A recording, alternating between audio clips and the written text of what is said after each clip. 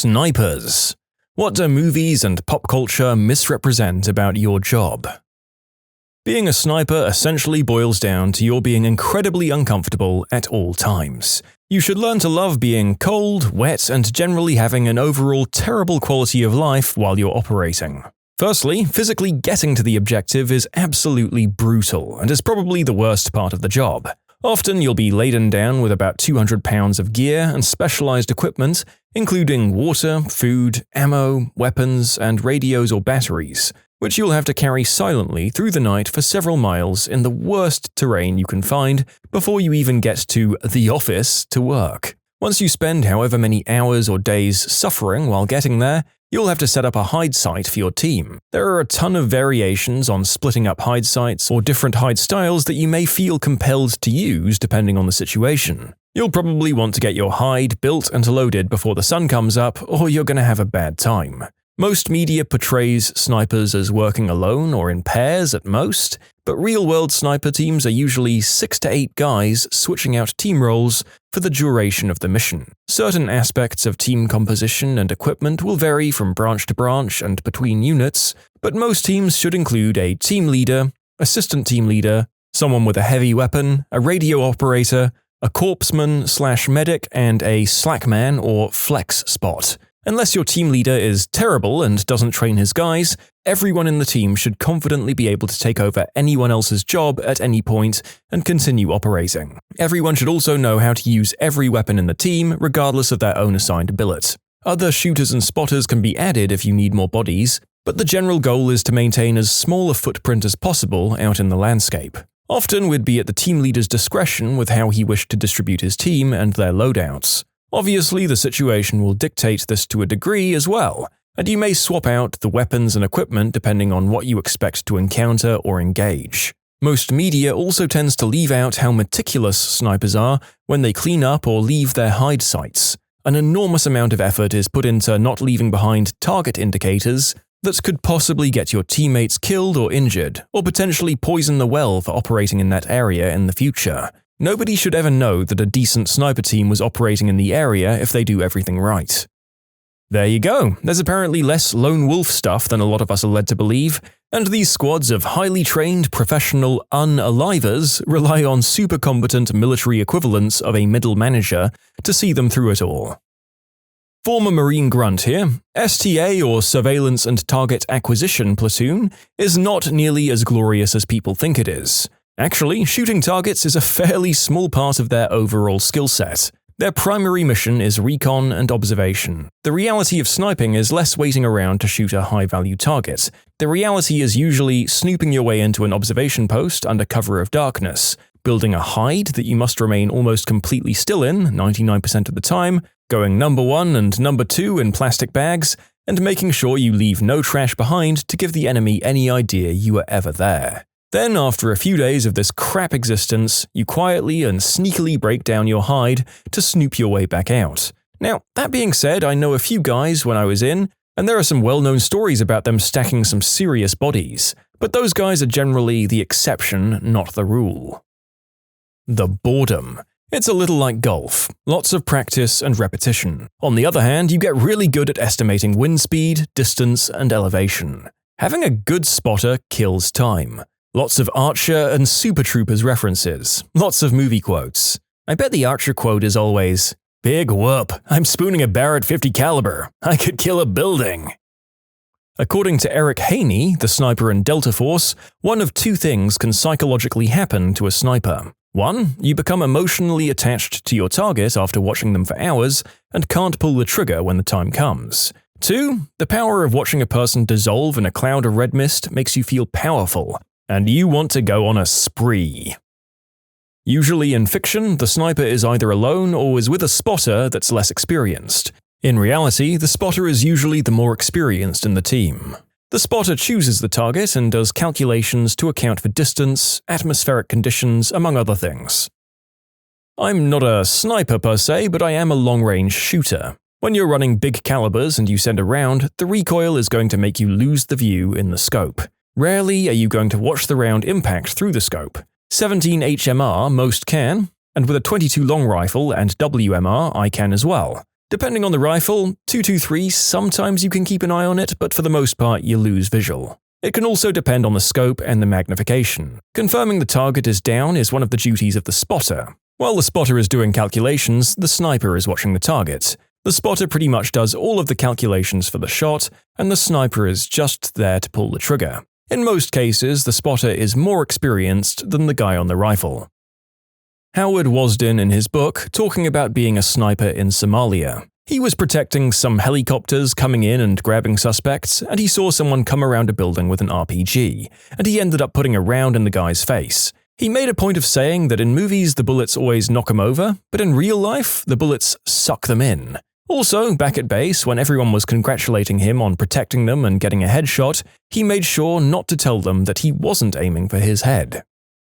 It takes a great deal more patience. A couple of minutes of spotting target in film is almost always a couple of hours in real life. You have to nearly meditate, but be ready to act at a moment's notice. Excitement is the enemy. Icy calm rules the day. You can do everything right and still miss, especially at a great distance or when the wind is active, doubly so if both are factors. Spotters are a part of it, whereas in the film, the lone wolf is frequently the communicated image. Even if you're content to do the job, erasing life can wear on you, because rarely, if ever, in modern day are you fighting a war that involves your nation's very survival, as was the case in past wars. Now you're just punching tickets in most cases. Unless you lack humanity, it's not enjoyable. Oh, and you don't pull triggers, you squeeze them. It's boring, punctuated by a brief time passage, so intense it feels like you've aged years. For some reason, they made one of the bad guys from Lethal Weapon a sniper, but they were also an albino. Albinos have poor eyesight. I guess it's more of a misrepresentation of albinos. In real life, there's no respawn. Probably no lag either. This topic needed a serious notes-only addendum so that people like me don't post about how good we are at sniping auctions on eBay. I don't think they ever show the actors wearing diapers because they can't get up to take a leak when sneaking along in a ghillie suit. I was on a roof in Iraq. There was a crap ton of people walking in the street below me, and I couldn't really move. I had to whiz like a motherfricker and just happened to find this little tube beside me, so I whizzed in it in an attempt to keep the wee off me. It started pouring back towards me, and I had to push dirt to create a little makeshift dam to stop it. Another time I was trying to go in a bottle and I got stuck in the bottle with a suction effect. That one hurt. I'm not a crazed shooter, Dad, I'm an assassin. Well, the difference being one's a job and the other's a mental sickness. The narrator would like to thank the sniper from Team Fortress 2 for taking time out of his busy schedule of being the worst class in the game and lending his expertise. First round hits are actually pretty rare. Your follow-up shot is critical. With modern optics, you rarely put crosshairs directly on the target. You use holds. My buddy, when we were in Iraq, finally got the sniper that was harassing our guard towers. He had an M14, spotted him, fired the shot and missed. The motherfricker stood up directly so that my buddy didn't have to adjust his sight pictures, as the sniper stood up in the exact spot that he had just missed. Bang. Snipers almost never see any action. They mostly just hurry around.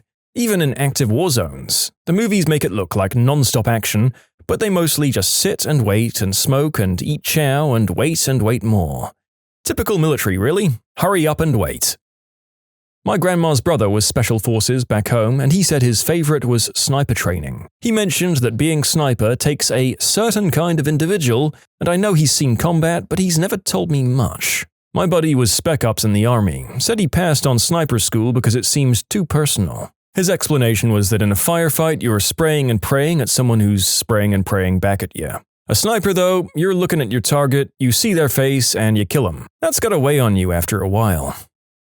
The movies don't show the tension, the thrill, or the light intakes of breath while watching your target and waiting to the exact right moment to press the trigger and buy that item on eBay with 1 second remaining. Long-range shooter and varmint hunter for way back in the day. The depiction of snipers yanking the trigger, their body movement, and the gun twisting and jumping is wholly not the kind of real movements for a perfected shot. The gun must move from its recoil, perhaps back and up a little bit, but any other movements are just baloney, and would cause a miss for a shot fired at any longer distance target. You can submit your own stories to be featured here on the channel. The story submission link is in the description below, and if you want to listen to some vibey music in the background, check out easymode, also linked below, and subscribe.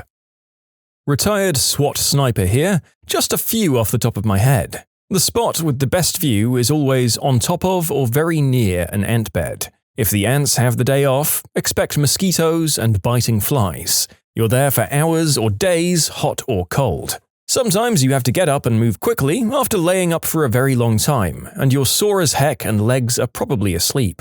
You might fall back down and look like an idiot. Movies and games ignore the bathroom issues. Your ghillie suit stinks and is full of burrs. Roaming dogs can give your spot away. Inevitably, your hide requires crawling a long way on your belly. Not hands and knees, but flat out pulling with fingers and toes. Dirt. Dirt is everywhere. It's hard to hide and keep your bullet free of foliage and obstruction all at the same time. You carry a lot of crap and you have to collect all of it when you move. Don't run out of anything like water or radio batteries because resupply will give you away. In some deserts, you'll encounter walking cacti. Those things suck. If you have allergies, you'll be crawling 400 yards through whatever's pollinating at the time.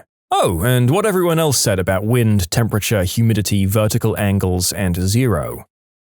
It's really difficult to quickscope. Also, many people think that I have an aimbot, but I'm clearly just a god. When you shoot someone with a sniper, they fall forward, not backward most of the time. If they're standing still, they collapse like someone just teleported their backbone out of them. Really hard to envision unless you've seen it, but imagine going completely paralyzed instantly. You drop like a sack of bricks. If you're running, it looks like they just tripped and ate crap when they got hit. I'm not a sniper, by the way, but I work a coaxial weapon that has some decent range. I shot a long rifle once. The biggest lesson for me was that unlike in Hollywood, you shouldn't put your eye so close to the scope. Rather, it's always a few inches away. I'm so glad I wore glasses so that I had some kind of eye protection, otherwise I'd probably be blind in one eye. If someone says, "Sniper, no sniping," you have to cease sniping immediately. The following is from an American perspective on the war on terror. Everyone seems to focus on the modern sniper as this precision shot guy. And there is that aspect to them.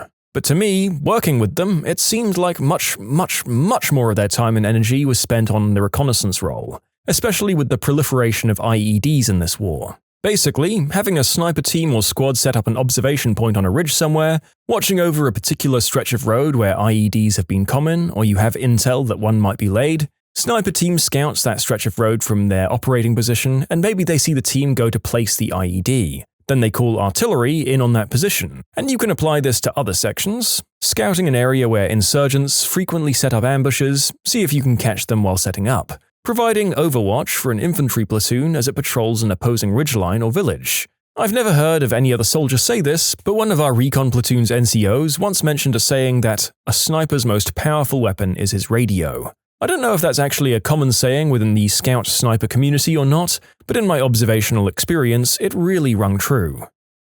Fun fact, every one of those memory games and what's the difference between these two pictures is a gauge of how good a sniper you'll make. The best way to snipe is not to spend countless hours sitting still and silently waiting for the perfect shot. The best way to snipe is to jump off buildings doing a 360 motion while quickscoping offensively. You don't say. You know, the further through these answers we get, I suspect we're getting more and more silly ones. Apart from this one, 360 no-scopes are clearly based on real life. There's a lot of math. Can see why nobody puts that stuff into movies, though. Sort of relevant, I heard from one of my recruit trainers that if you hear a shot from long range, you shouldn't panic. The sniper's already missed. Because the bullet travels faster than sound, the first thing you hear is the impact of the round striking something, then the shot. My sniper section leader loved to say, "Snipers wear diapers." While I wasn't exactly busting out the Huggies, thank frick that I never needed to, just remember that everyone goes number 2. Enjoy those 2 weeks, small kill team, frickers. Also, those stupid stories about snipers seeing tears in the eyes of victims from 1,000 yards away right before they start landing headshots against whoever they're fighting is bullcrap. Your scope isn't that good. My grandfather was a sniper in Korea. He watched a guy for a week and learned his habits. He knew that guy was going to go down to the river to pray and planned to do it there. But on the day he began thinking of all the things he was going to take away from him and the people he'd be leaving behind, On that day, he didn't pull the trigger. But then the next day, he came down to the river to pray and didn't leave the riverbed alive. According to a family friend who's been a SEAL sniper since 2003, when you hit someone with a large caliber like a .50 or .338, you look for the spray of mist that comes up. Everyone is right about the math in the earlier comments. Ammunition is being selected and sometimes even hand-loaded. You take the spin of the earth into account, and then there's the waiting and waiting and waiting. It takes way more effort to cop all the hypebeast brands. You need to snipe the drops or they'll sell out in seconds. Not to mention the crazy bots people use. The world is against you. One thing I enjoyed about long weapon work is training as a spotter to see trace or the ripples in the air from the bullet path. It's pretty important for coaching your shooter and identifying where the bullet went. I don't recall seeing any accurate depiction of that in film other than in The Matrix, and then only for dramatic effect. I'm by no means an expert on sniping. I trained in it for a time and I enjoyed it. Had a lot of respect for the repetition and discipline it took to get good. There's a lot of pride when you hit a small target at long range using a precise weapon. Film tends to underestimate the time investment and discipline required to get good at a skill like that. I worked with a guy who told me he had to wee in his own pants, or I think he said bronze his boots, on the job. So I'm not a sniper, but I am familiar with a lot of the military stuff. Here's my short list of things that are bullcrap. First, headshots. Snipers don't aim for the head unless they have to. Instead, they aim for the heart and lungs or center mass because it's a larger strike zone and it's still just as lethal, even if your shot is off by an inch or two. Also, laser sights. Absolutely no sniper in their right mind is going to use something that's going to give their position away or alert their target. This one's a no-brainer. Lone wolves don't exist. Real snipers almost always have a spotter or some other friendlies in the area. This actually applies to all military units. They never send just one man to do anything. Also, vantage points. Contrary to popular belief, the highest point on the map is not necessarily the best vantage point. While it offers the best visibility, it also means that they can see you too, and it's the first place they'll look when that shot is fired. Exposed muzzles. You'll never see a sniper's barrel sticking out of a window or over a ledge. They'll stand far enough back that their barrel isn't exposed. Again, this has to do with concealment versus advantage. And finally, the crack shot. There's no special trick or training when it comes to shooting, it's all fundamental basics and it takes a lot of practice, math, and some natural talent mixed in. Most guys in the community are not what you might expect. Extreme patience and intelligence are key aspects to the job, so the guys who are good at it are usually quiet thinking types with extreme levels of will and determination. Not to be confused as beta by any means, but not brute force types either. A lot of my old buddies are just physically fit nerds, really. I can't count the number of hours spent talking about World of Warcraft while waiting to infiltrate or during training hides. One thing film does get correct is how close the teammates are. It's definitely a family. The decision to ask my now wife to marry me was made in a hide site with my spotter. Training is fun, but dope collection is pretty darn boring. Hours and hours through days and weeks and months, during all kinds of weather and lighting, just firing rounds at different distances to see the way the ammo and weapon performs, for future reference, and meticulously recording the information. The math involved is not as difficult as it's made out to be and is often just repetitious. You don't have to be a perfect shooter, just perfectly consistent when inputting data, acquiring and holding sight picture, squeezing triggers and following through. Consistency equals accuracy, but a consistent shooter with textbook form is even more deadly. My source comes from 13 years and counting. My stepdad is a former sniper who spent several years deployed. I asked him for his answer, and he said the biggest thing they don't show correctly is the physical stress. In movies, the guy just shows up, sets up, takes the shot and leaves. He said they don't show how they have to sit there completely still for hours on end. An example he gave was one time having to wait 7.5 hours in one position and then getting told to stand down. My stepdad did never miss a shot in the field. He did get seen once though and have to bail out with his spotter very quickly. I loosely worked with one a few times. The guy was squared away. That's all I know, man. That's all I know. The guy was like cut clean and dry squared away. He loved his job, was professional and an infantryman, not a professional sniper. It was a duty, an assignment. Missions usually revolved in 3-day, 72-hour assignments. That's all I know, man. Squared away. I don't know about movies, but video games get quite a few things wrong. For example, whenever my team would hit a mark, it wasn't always necessarily the shooter's job to run out and teabag the corpse. A lot of times, the spotter would be the one to do it, since the shooter was oftentimes busy getting repositioned for the next mark. The amount of math and drawing that goes into it. I had a clipboard with a storage and had equations taped to the inside, colored pencils and paper for fire plan sketches, a top-down map of what you see, and terrain sketches, which is a literal drawing of what you see, Ziploc bags for waterproofing, tape, and 2 calculators. What levels of cheapness have astonished you? When I was a little kid, I used to spend summers at my grandparents' house, and one of my chores was to set the table before dinner every night. Whenever we were having company over for dinner, I was instructed to use the good napkins. That meant the napkins that didn't have restaurant logos printed on them. We only went to restaurants when my grandmother felt she could come out ahead of the deal, and there were many ways to accomplish this. She clipped coupons, of course, but that was kids' stuff. Anytime she did anything for someone, she'd get them to take her to dinner to return the favor. She had an enormous purse, which generally came back stuffed with napkins and food from the buffet. She didn't see much point in going to any restaurant that didn't at least have a salad bar. One year, when my mother and I offered to take her to dinner for her birthday, we ended up having to drive over an hour to get to a sizzler she hadn't been banned from. At my local Dunkin' Donuts, you have to ask the workers specifically if you want a packet of sugar or sweet and low, or one of those little half-and-half containers, because the senior citizens in the area used to come in and take them all so that they wouldn't have to buy them in the store, and the workers had to take them all away.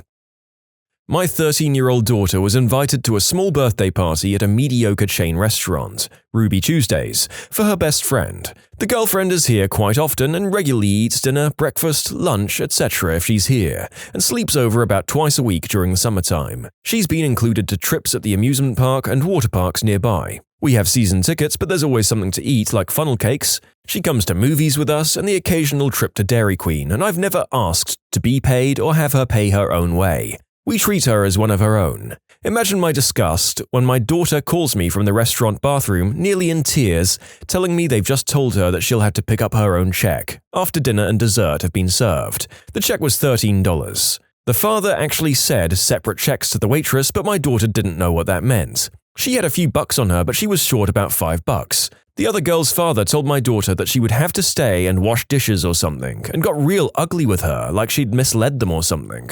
I have the parents' cell phone numbers, and I called him and asked him real nice-like if he could spot her $10 until he brought her home, and I'd pay him back. He refused and made it like somehow my daughter and I was scamming him. He suggested that I call the front desk and square it away because they were leaving and were going to leave my daughter there if she couldn't pay, so he wouldn't have the cops chasing him down on his daughter's birthday. I did call the front desk and gave them my credit card, included a healthy tip, and told my daughter I'd be there to pick her up in 10 minutes. Don't go anywhere. When I got there, this complete jerk was trying to get my daughter to leave with his family now that the bill was paid. His daughter was in tears. Needless to say, it got ugly.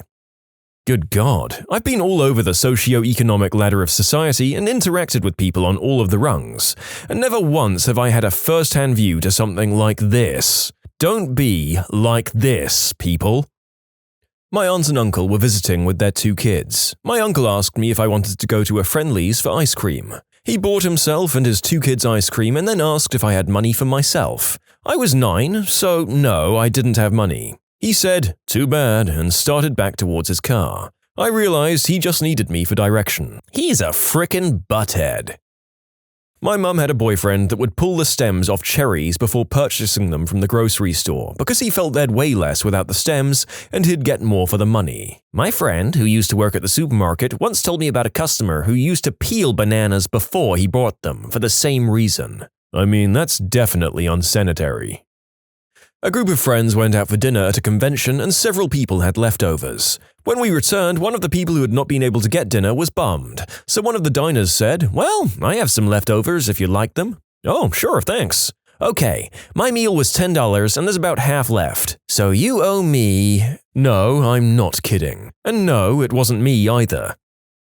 In the department where I work, I always have a small basket of candy, Jolly Ranchers, Tootsie Rolls, Lifesavers, out for my customers. Most are appreciative and ask, "Are these free?" and take one, maybe two, and thank me for the candy. Then there are some customers who just walk up and take handfuls of the candy. Once I had an older man dump the entire thing into his man purse, look straight at me, and walk out. When I was getting a flu shot once, I watched a really old guy in a wheelchair pocket like 20 hard candies, while the nurse set up his next appointment. It made my day, but it wasn't my candy, and he was super old. Speaking of hard candy, I had squirrels break into my college apartment over winter break in my senior year when I happened to have 21 pounds of hard candy that I got for my 21st birthday. Well, these squirrels went crazy on it, and I came back to find candy wrappers everywhere, but concentrated most heavily on my couch. I guess they were relaxing on my couch while destroying my candy supply. We found candy all over our apartment until the day we moved out.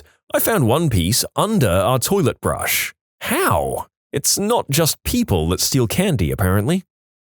I knew a farmer who only had one light bulb. He would carry it around with him all the time, taking it from one room to another if he needed to. The company I work for won't buy us pens. Start using crayons. I don't have any crayons lying around at work, but I have filled out a record sheet in nothing but pink highlighter. Last night, this happened at a fair. The man at the front of the line for ice cream offered to pay for all the kids in the family behind him because he was taking a while to order. He gave the booth $40 and said whatever was left over should go to the charity. The church was running the ice cream booth. The people with the kids' ice cream totaled $21 and they insisted for the change back. It wasn't even their money. When the lady refused, Mum asked for the manager. What the frick? She didn't get the money, but she walked away teed off. To top it all off, the guy in front of her had already taken a while, hence his generosity, and then her bickering took even longer until they were moved off to the side, so a huge line behind her was teed off as well. She was a witch on multiple levels. Witchception. I work in a subway and an evil woman came in one day. It was busy and she took forever to order, asking a million questions and complaining about everything while an entire line is behind her. She gets to pay, but, "Oh, I don't have enough money for that." The nice old man behind her offers to pay for food sincerely, and she thanks him. She goes to sit down and then gets up and complains to us while there's a busy line because she wants us to turn the ceiling fans off. They've never been off in the 3 years I worked there. To finally kick it off, she gets back up before leaving, orders 2 more footlongs and pays for it with no problem with the same wallet she said had no money in it. We were all shocked at this evil woman. See, our McDonald's is awesome. We had a similar situation where someone was slightly short on their meal. It was like £21.80, and they apparently only had 20 quid. So the cashier was really nice and let them have it anyway. So the person behind gave the cashier the missing £1.80. Later, the same guy comes up to try and order a McFlurry. Midway through the order, the person who served them last walks over to the till and presses cancel. "I'm sorry, sir, we don't do free meals." He looks over and asks what he's talking about. "Well, you said you only had 20, remember? And you spent that." He looked like he was about to explode. It was brilliant. You can't con our McDonald's. I work at a hardware store. Someone came in needing parts for gas line repair. Once I got him set up with all the pipes and fittings, I asked if he had the right tape for it. You need a special type of Teflon tape to have the perfect seal and prevent gas leaks. He replied, "No, can you get me some?" I grabbed the tape and he asks why I grabbed the yellow tape, $4.99, instead of the blue tape, 99 cents.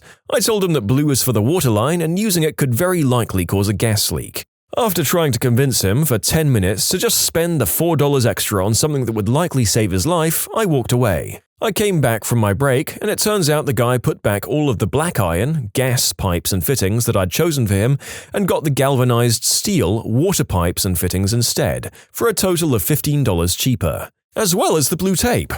2 weeks later, there was a story on the news about a guy whose house had a gas leak and exploded. Luckily, the man was out with his family at the time and no one was injured. I'm not sure if it was the same man from the store, but I think it's likely. In conclusion, a guy came into the hardware store for gas line repairs, ended up using pipes and fittings for water line instead of gas to save about $15 on a $250 purchase. Possibly caused his house to explode. I mean, if it was the same guy, I think you have a lifetime license to be smug, right? Imagine going out of your way to save $15 and blowing up your house. And there's a reasonable chance he was too much of a cheapskate for insurance. I have a cousin who invited their friend over to their side of the family's house for Christmas dinner. She then charged her invited friend $5 for their meal. Who does that? I work at a casino and I'm constantly amazed at how many people raid ashtrays for the last bits of tobacco and cigarette butts. And I work in a bar where people will walk in and start drinking out of beers left out on the tables of regulars that go out for smokes and stuff until we catch them and throw them out. My best friend in like 1st or 2nd grade invited me to spend the night at his house. When it was time to brush our teeth, I realized that I'd forgotten my toothbrush. He told his mum about it and I thought I was in luck when his mum brought us a brand new toothbrush, but she opened it, handed it to him, and told him to give me his old one. I was skeptical, but I used it. I have a friend who is full-on gluten intolerant. However, he's so cheap he'll go to any lengths to avoid paying for food, or anything else. When he found out he could dumpster dive unlimited bread in San Francisco, that became the staple, nay, the entirety of his diet. He spends his days moaning in agony as his insides churn and roil, suffering from constant fiery diarrhea. Yet he continues to eat his glutinous meals merely because they're free. So I guess you could say he's on a gluten-free diet then, eh? You can submit your own stories to be featured here on the channel. The story submission link is in the description below, and if you want to listen to some vibey music in the background, check out easymode, also linked below, and subscribe. Oh, I have a great one. My dad was scheduled to get a hip replacement, and the day before the operation, I came home to find him mowing the lawn with a push mower. He was grimacing in pain and his face was red. When I asked him why the heck he was mowing, he replied, "I'm getting a new hip, so I wanted to wear the old one out and save the new one a mow." I lived with 3 other people during my junior year of college, and one of them insisted on keeping the AC off in the summer and the heat off in the winter, even though we lived in campus housing and didn't pay for any utilities, just so that she could prepare herself for the following year when she would be living in her own apartment and never using it to save money. I got fed up, found the manual for the thermostat online, and set it to never be allowed to go above a certain temperature in the summer and never go below a certain temperature in the winter. Hey, I'm gonna make everyone suffer so that I'm used to suffering next year. Sounds like a really selfish person. When my grandmother was alive, she would come and visit once or twice a year. This despite her having all sorts of medical complications like osteoporosis and kidney dialysis. She really loved her son. Anyway, when she arrived, she had a bag of frozen Olive Garden breadsticks with her for us kids.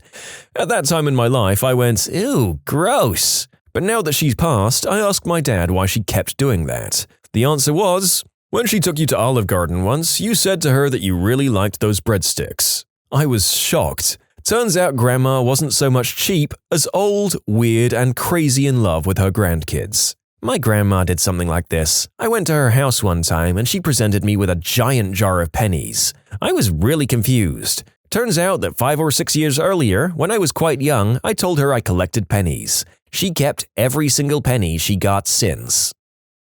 At IKEA, coffee is bottomless. Now a cup is free with the IKEA family card. But before that, it was like $2. My girlfriend's friend and her family would go in and buy 1 cup, and it would be passed along to each member to get their turn. They would apparently be there for hours socializing over a single cup of coffee. This is actually a really clever way to pass on immunity to disease. Well, except for herpes. The herpes will always get ya. My grandparents lived through the Depression. They waste nothing. Their freezer is a menagerie of ancient treasures. Last year we ate Thanksgiving at their house. My mum did all the cooking, but my grandma contributed a couple of desserts. One was a marshmallowy jello sort of thing with pistachios. When we got done eating, she proudly declared that it had been sitting in the freezer since 1996.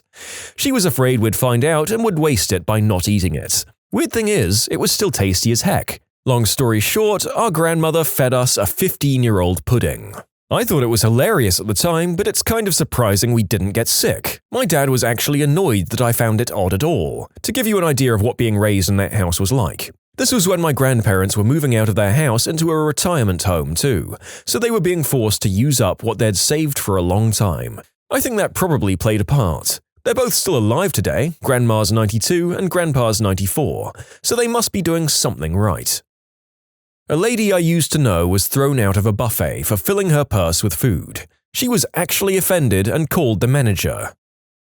I went to a birthday dinner for my mother-in-law at a Filipino restaurant. Along with my wife and I, 4 of her friends were there. The friends ordered a mountain of food for the table. There were 7 of us there, but if there were a dozen, we couldn't have finished it all. This was a bit irritating right off the bat because while I was happy to pitch in for her birthday dinner, I didn't want to pay 20% of the gosh darn feast from Westeros that they'd ordered. It would end up being over $200 worth of food. So then the check comes and I pitch in my credit card, and 3 out of the 4 friends turn into statues, except the oldest gentleman, who offers something like $15.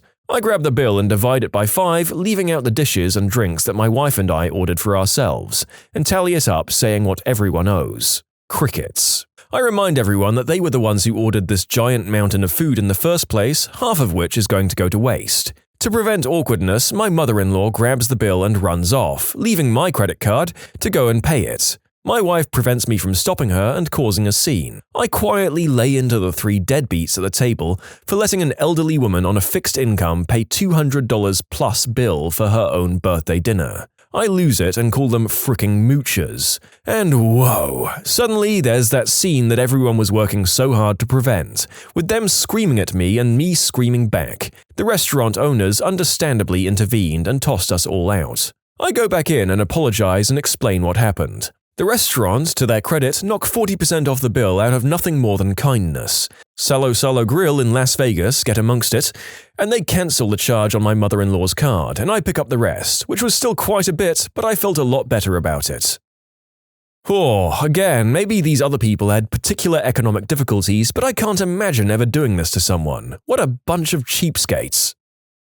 My aunt and uncle once brought me out to eat with my cousins. We went to McDonald's and ordered 1 hamburger from the dollar menu and split it 3 ways with my cousins. That would make me more hungry than I started out. You were supposed to fight your cousins to the death for the right to consume the entire hamburger.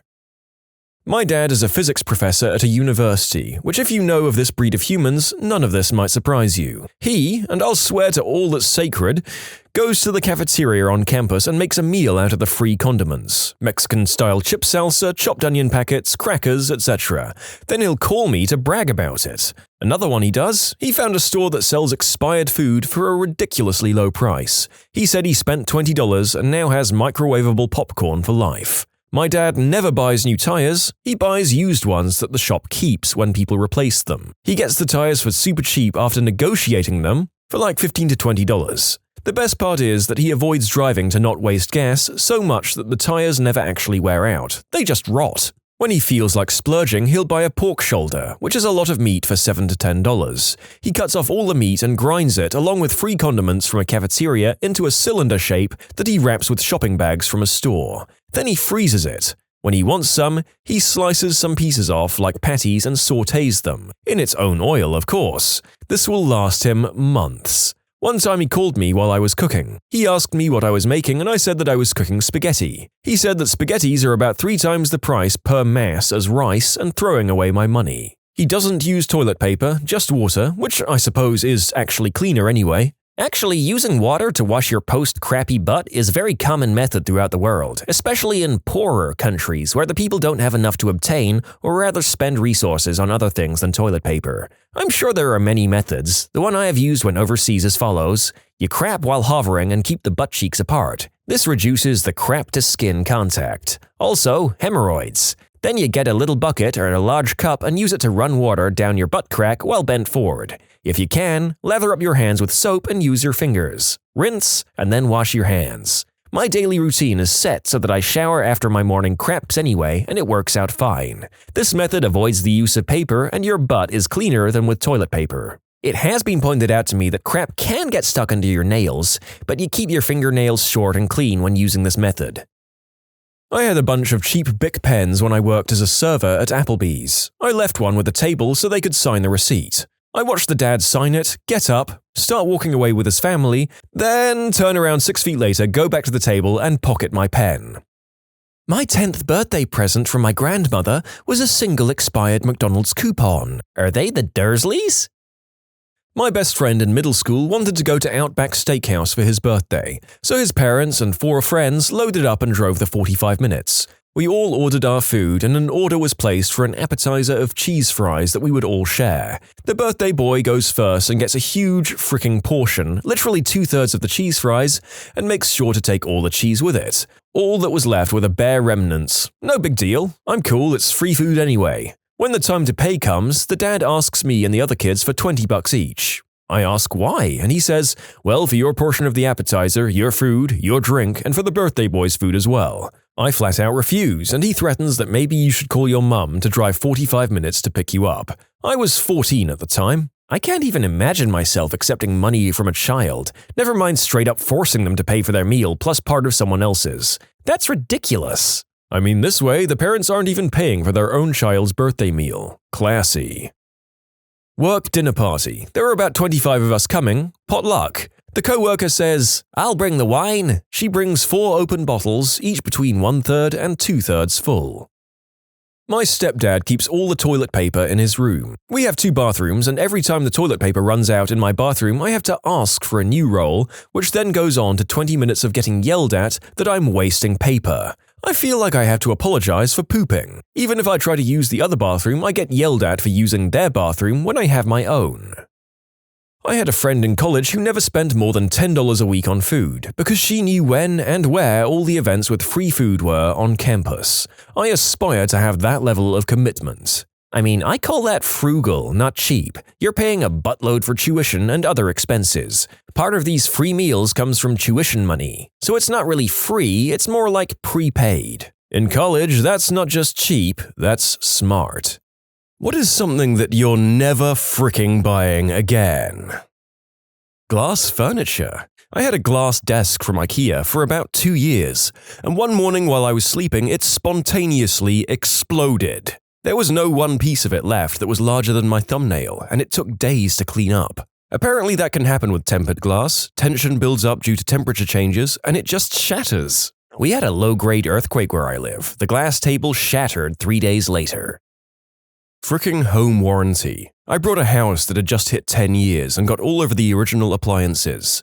Oh, the appliances are covered, they said, but only if you buy a home warranty. Sure, it only lasts a year, but these things might break in that year. It's only $500, better safe than sorry. Turns out crap does break. The water heater had a problem, the fridge had a problem, none of it caught by inspection. I go to the warranty people and it's $75 for someone to evaluate it. Cool, I think. Cheaper than buying new stuff. Then everything gets denied. The most random F reasons are given to me. I argue, I'm told that that's what the inspectors said. I get the transcripts and guess what? All of their inspectors said that this should be covered. The warranty company lied to me. I threw the lies in their face and I get back, well, it doesn't matter, it still isn't covered. One of the dudes, a plumber I later had come back to help, said these companies never cover anything. Their reason on the water heater? Rust on the unit. He told them the rust didn't cause the problem and was normal. To them, any potential problem is reason for denial. Got a dent in a unit? Denied. Got a scratch? Denied. Here's the real crap part of it though.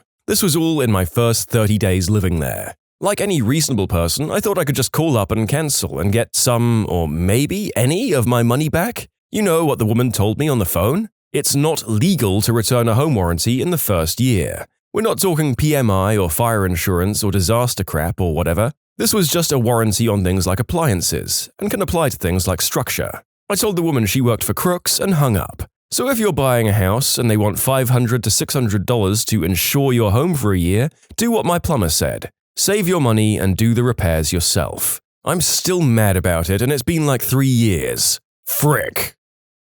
Cheese, in massive quotation marks, from the dollar store.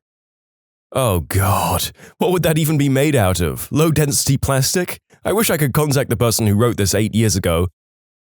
A General Electric's made exclusively for Walmart, $50 vacuum.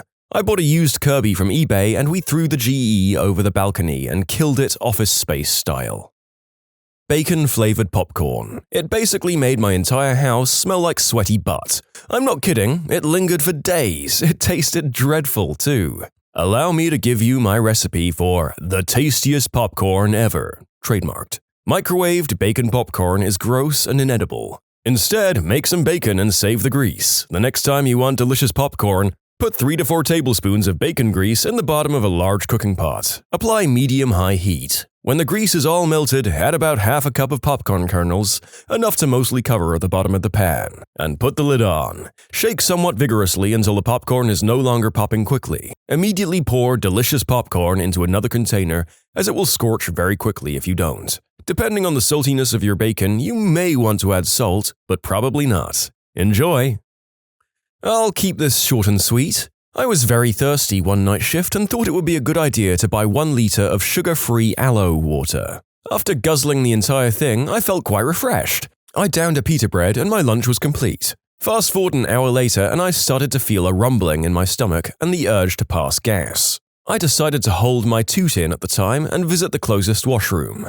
At that very moment, I emptied my entire stomach contents and more into the toilet in the most violent butt explosion of my life. For the remaining 4 hours of my shift, everything coming out of my butt was liquid. I learned that particular aloe water was a very close cousin of the sugar-free gummy bears. 10 out of 10 will not buy sugar-free aloe water again. Food from that shady-as-frick Chinese food cart next to my building. Something I've said 4 or 5 times already. Oh. Mate, the rule with takeaway food is the dodgier the joint looks, the better the food. Hell, my local Indian joint has perpetual low-lying smoke from all the curries, and the Chinese joint has burnt down 3 times. Both of them do super good takeaway food. That only applies to ethnic food though. Your local chippy shop needs to be squeaky clean. Sea monkeys. They're not tiny humanoids, and their construction skills leave much to be desired. Tyrannizing them is not very rewarding. All they did in response to my oppressive taxation and restrictive curfews was die and turn the water brown. A bicycle from Walmart. Cheap bikes are really expensive to fix. What's the cheapest bike that's worth it, I wonder? A used bike that was expensive when it was new. Good bikes last fricking forever if you take care of them. My bike was built 30 years ago and it's 10 times better than the piece of crap I used to ride. A brand new $300 folding bike. If you buy a folding bike, you should just assume that it's equal quality to a non-folder that costs half of that. So you probably got the quality of a $150 bike. I honestly wouldn't trust a folder that costs less than $600. Actually, I wouldn't trust a folder that wasn't made by a major company. An inkjet printer. I've probably bought more than a dozen of them over the years, and while they produce outstanding color out of the box, unless you're printing full-on color on a regular basis, like every day, then you're going to get clogs and failures. And don't even get me started on the whole, you're out of yellow ink, so you can't scan anything now, with the all-in-ones. About 2 years ago, I bought a Brother MFC 9340 CDW laser printer for my mother, and a few months later I bought the same printer for myself. No more clogged ink, duplex printing that doesn't even saturate the paper, consistent print quality, wider variety of paper to choose from, and overall cheaper than an inkjet. I'm never going back. That bloody loot crate crap. I only brought it once when I thought the stuff was alright, but it really teased me off now watching YouTubers continually opening crates and then acting like they're so glad that they got a fricking fridge magnet. My How to Learn Buddha's Palm booklet. Clothes from Groupon. Almost anything from Groupon. My last few experiences have been pretty bad. When Groupon was new, you could get some great deals, but now it's spa, crap Chinese products, crappy restaurants, rinse and repeat. Yeah, it might have been a legit enterprise once, but I think by now most business owners have realized that the sorts of people who use coupon deals rarely become repeat customers. They'll come in holding that voucher in front of them like a shield against having to pay full price, grab as many extras as they can, steal your pens and leave never to return. Signed, bitter former restaurant manager who never got tipped by coupon users.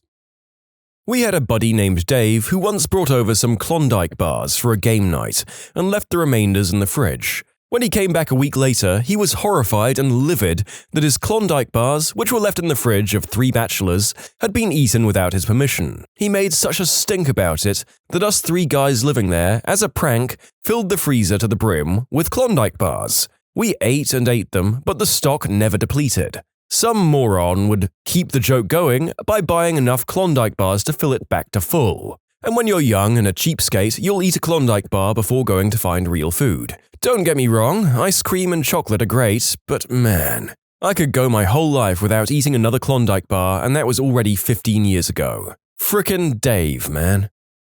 A frickin' sleep number mattress. Piece of crap is like sleeping on an air mattress, and after a little while the sides lose their integrity, so the only comfortable spot becomes broken down. Forked out a lot of cash for that stupid mattress. The only one who seemed to like it was the cat. Anything from Finish Line. A couple of years ago, I needed a new pair of shoes. Luckily, I had a Finish Line gift card. I'd never shopped there before, but I'd save money with the gift card, so I walk in and buy a pair of shoes. The cashier asks if I'd like coupons sent to me in the mail. I figure, sure, why not? So I wrote down my address and everything. Got my shoes, everything's cool. Fast forward to 7 months later, I have a $60 charge on my bank account from Sports Illust. Something like that, it resembled Sports Illustrated. So, being confused, I call Sports Illustrated and tell them I was being charged for subscribing, even though I could give less of a crap about sports. The man basically tells me, sorry about that, I don't know how that could happen. The charges should be reversed within 3 days. I figured, alright, this crap's finally over. Fast forward 2 weeks later and I realize that the charge has not been reversed whatsoever. I decide that I'm going to call back again after work and talk to them about it yet again. So after work, I check my bank account one last time to see if it was reversed. Not only was it not reversed, but I had another charge that said something like Sports Illustrated Kids, for another $60. So basically, after he told me the charges would be reversed after 3 days, they weren't after 2 weeks, and then they had the big brass ones to charge me yet again. This time I was teed off and called immediately. The tone in the lady's voice seemed like she'd been dealing with this all day or something.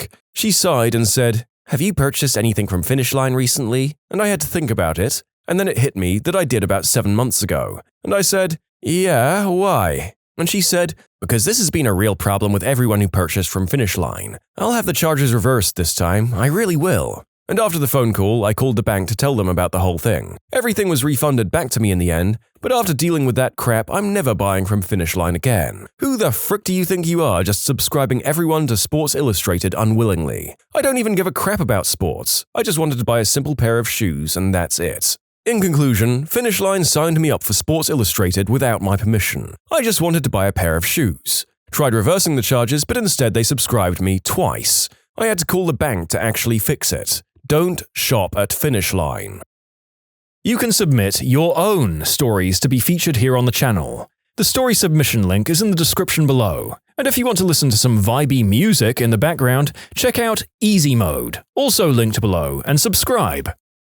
Those pink, frosted animal crackers. Good as all heck, but I ate way too many when I was younger, and I still get sick even to this day when I think about it. I feel like everyone has that one food that they ruined for themselves as a child. For me, it was a Mexican candy called Lucas. I ate it once when I was extremely sick, and I haven't been able to stomach it since. Which is sad because I remember loving it for a couple of hours.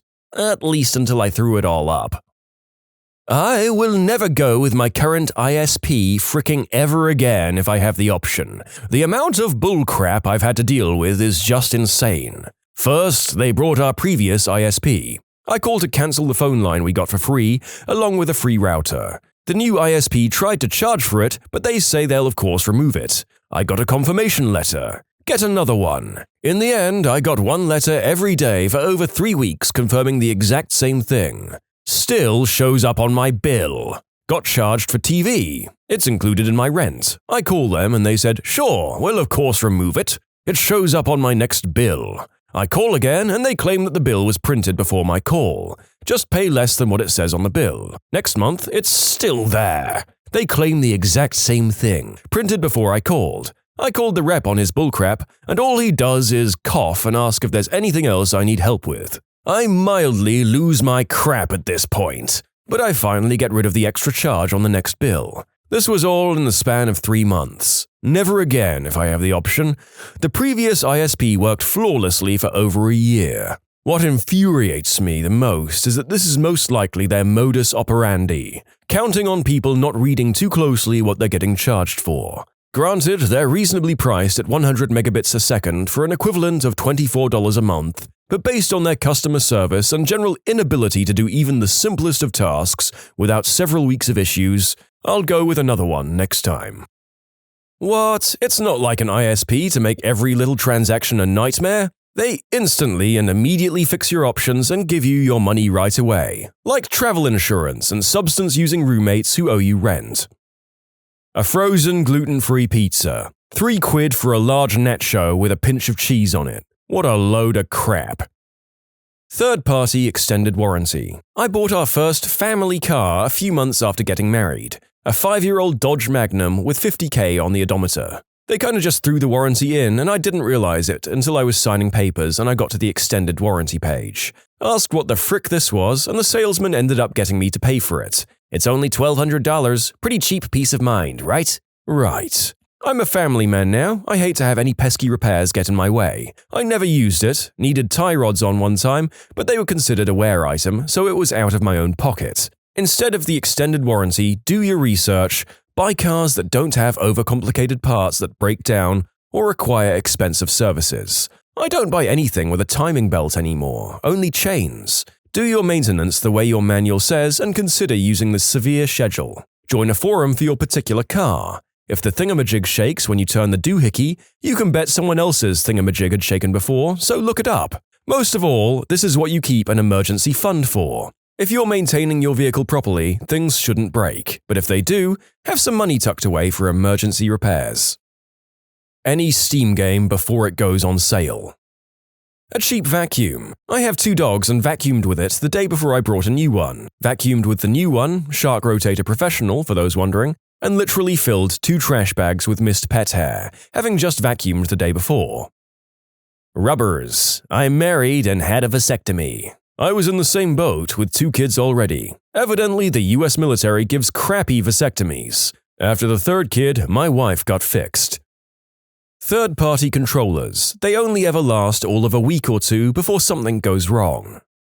As fun as they are, those cheap remote control helicopters are probably the most frustrating things to try and control.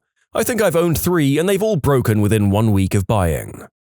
Beats by Dr. Dre. Why didn't I listen to what everyone told me? Ben & Jerry's changed the Heath bars that they use to some tasteless, disgusting hippie crap about a year ago. I get that they're all about conservation and all, but they screwed up my absolute favorite go-to ice cream of all time. I was in Vermont when they invented Heath Bar Crunch about 25 or 30 years ago, and they were giving it out as samples. I fell in love right then and there, but they've wronged me and cut me deep. Never again, unless I hear they go back to the old Heath bars. Off-brand saran wrap or cling film. It tears if you look at it wrong and won't stick to itself on wraparound. Bullcrap in a box. Wooden tiki torches. They get messed up after 1 season outside in the elements, and half of them come crooked and crack when you put them in the ground. I invested in some nice metal and glass ones. 1-ply toilet paper. I bought a big package on accident once and I'll never do that again. My finger popped through that wispy garbage the first time I used it, and I eventually was using ridiculously thick wads of paper to keep myself safe. Toilet paper is one of those products where it's always best to pay more for the good stuff. An engagement ring. The Dyson Ball Vacuum. Man, is that thing named wrong. I couldn't walk for 3 days after using it. I was about to say, mine works great and is so easy to push, and then I caught on. Girly crap. Give me man razors, man deodorant, man shower gel, man everything. Half the price and lasts way longer than crappy girl products. Okay, apparently I'm worse than Margaret Thatcher because I said this. Relax. If you want to use girly products, go ahead. If you want to use men's products, go ahead. I personally find men's antiperspirant, Rexona, to be my choice of deodorant because I'm very active and work outside. Every brand of men's razors have lasted longer than my women's ones. My men's work boots last amazingly better and are sturdier than any woman's work boots I've had in the past. That's my personal experience anyway. Hulu subscription. I can't stand paying for a service and still having to watch through commercials. What? Look, I was never going to buy that service anyway because it just seemed so inherently crap, but that is some complete garbage compared to the other services on offer. Not sure if it's changed in the years since that comment was written, though. Size 46 and above pants. Not a product quality thing, just a quality of life thing. Cigarettes. Full year clean, let's go. A DVD rewinder. Fricking useless. I remember when Blockbuster was first introducing DVDs, and my dad got a notice that he failed to rewind his disc before returning it to the store. "Some people are just dumb," he said, "but don't threaten me with a fine because of your own stupidity." Any Ubisoft product available for pre-purchase. Dude, any video game for pre-order. It's been a terrible stretch. A Lenovo laptop from India. I brought a Y500 from them, and it was the worst experience ever. I know most people think the company is excellent, but their after-sales service is simply awful. 2 days after delivery, I found that the touchpad wouldn't work properly. After repeatedly emailing them, asking for repair centers, a repair tech, or any number of things, I was told that I had applied for a replacement too late, since I'd bypassed the 1-week replacement limit. I asked them again about repairing the laptop, and they sent over a technician who knew less than I did about laptops. He left the house having spoiled the screen by scratching it with a screwdriver and twisting the fan blade so that the laptop wouldn't start anymore. With infinite patience, I called the repair center and I asked for a repair tech to fix the things the previous guy had done wrong. They made excuses for days and days, doing absolutely nothing. If you think Comcast is bad, this was far worse. I was misquoted saying, "The issue has been fixed," and they closed the case number, telling me I'd have to go through the entire process again. I was given a Lenovo official help center number. That's when I learned the guys I was speaking to was simply a small repair shop that Lenovo had contracted all their Bombay customers to. After waiting on the Lenovo helpline for 15 minutes, listening to crappy elevator music, I was told that the help center was inactive and that I should call up another number. The very same fricking number that belonged to the repair shop. I fricking lost it. The worst part is, in India, it's not possible to sue a company and expect a speedy resolution. All this was happening a few weeks before my exams, and I had a comp sci project due for submission. In the end, I had to give up this new, almost never used laptop to a repair shop that I actually trusted. Their service was far better than anything Lenovo had ever offered me so far, even if it was paid. I ended up using my old HP DV6000 for my exams. I managed to submit the project on time, but seriously, F Lenovo. In conclusion, frick Lenovo for getting me stuck in a feedback loop. A laptop without fans so strong that they can at least ensure that the darn thing doesn't overheat after an hour, unless I purchase another gosh darn ventilation pad for it. Cheap or used tires. A cheap mattress. Bottom shelf alcohol. For the alcohol, I generally mean that if I'm getting a drink at the bar, I don't mind spending an extra $1 or $2 for name brand instead of watered-down rubbing alcohol. Yes, I believe the hangover is worse with cheap spirits. Also, if you can't afford a ride home, you can't afford to go out drinking. For tires, I agree that if you have an old beater, you shouldn't be spending thousands on tires. However, I've gotten screwed over a few times with used tires that seemed like an excellent deal, only to be replaced in 10,000 miles. I put a pair of Toyo MTs on my old truck and they lasted me longer than the truck and still looked new after 50,000 miles. Plus, I had one punctured from an accident and it was replaced for free because I spent an extra $20 for that service up front. I can't stand seeing new sports cars that someone spent good money on and they won't spend more than $300 on tires. Also, everyone's saying if it separates you from the ground, this is exactly what I mean. As a closer, gas barbecues. If you only grill a few times a year, go ahead and spend under $500 on one. Just don't be upset when you can't get parts and have to replace the whole thing within 5 years. If you're a barbecue enthusiast that loves grilling for friends and family 5 times a week, spend $4,000 on a Twin Eagles or Lynx. It'll be the last grill you ever buy and sear a steak that would make Ramsay's mouth water. Yes, a $150 Weber charcoal kettle is an amazing grill that will last forever, but cooking 5 times a week on charcoal and needing more cooking area with different temperatures gets old real quick. Plus, a big green egg will smoke any Weber. I've spent the last 7 years designing outdoor kitchens and selling grills while having a private barbecue chef on staff. I think I'm just a bit more of a snob when it comes to my food. What's the most ridiculous or offensive thing someone has said to you? I have a prosthetic eye. While it looks pretty good, it doesn't look exactly like the other eye because, it's a prosthetic eye and all. But it's not that different and looks very natural. I was picking up some documents at a nearby store. When I took off my sunglasses, the following ensued. This lady said, "Oh, you have really bad allergies." Me? "No, ma'am, it's a prosthetic eye." No, your eye, it has allergies. You should see a doctor." "Thank you. I see plenty of doctors about it, but it's a prosthetic eye." "No, you should see an allergy doctor." At this point, I gave up and just stopped talking to her. While it was insulting, it was also just shocking that someone could be that dense. It's not that I think she didn't understand what prosthetic meant. She was middle-aged and spoke fluent English. She wasn't foreign or senile and seemed to understand what I said, but disagreed. Grr. Why didn't you pop it out and hand it to her? Oh, I should have done that, but first pretended to rub it. Oh yeah, this itch is so bad, I'm gonna have to… Oh my god! If I ever need a glass eye, I will definitely insist on creating one that has a red LED inside that I can somehow control, and make it come on as I glare at people like this. I have a prosthetic leg, and it's also very real looking, but I wear a knee support, so occasionally if I'm wearing shorts, someone will come up to me and insist I should go to the doctor to sort out my knee problems.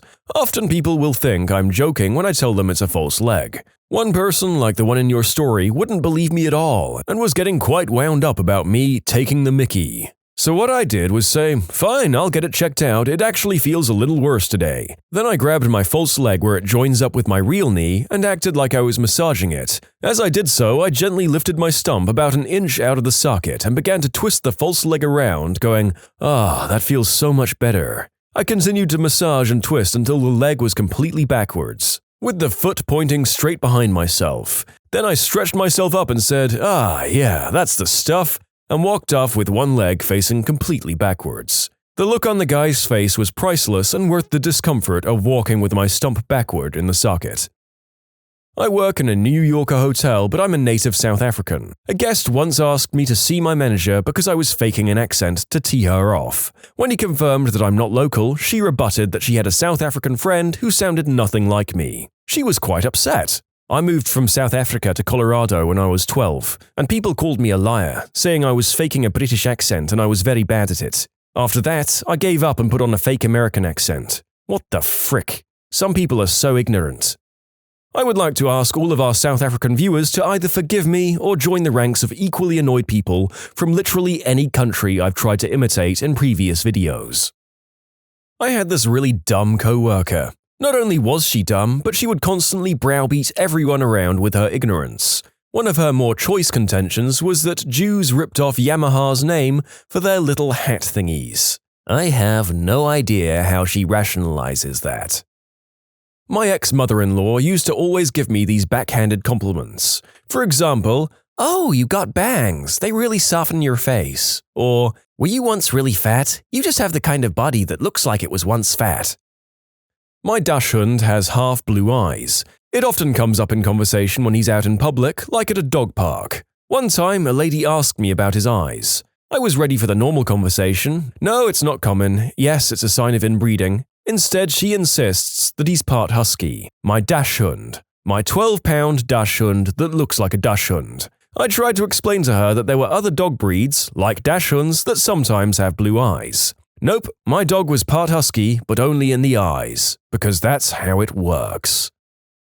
My Spanish teacher, she taught Spanish and German, and the rest of the class kept trying to talk to me in German and pronounce my name with a horrendous German accent because I have blonde hair and blue eyes. After a few minutes, I caught on and said, "Actually, I'm a second-generation Hungarian-American, and I have no idea what you guys are saying." They refused to believe that was a country, and insisted that if it was, it must be the same thing as Germany due to my appearance. I was born in Ohio and lived in the middle of a very Italian neighborhood. I was the only person with very pale skin and light features.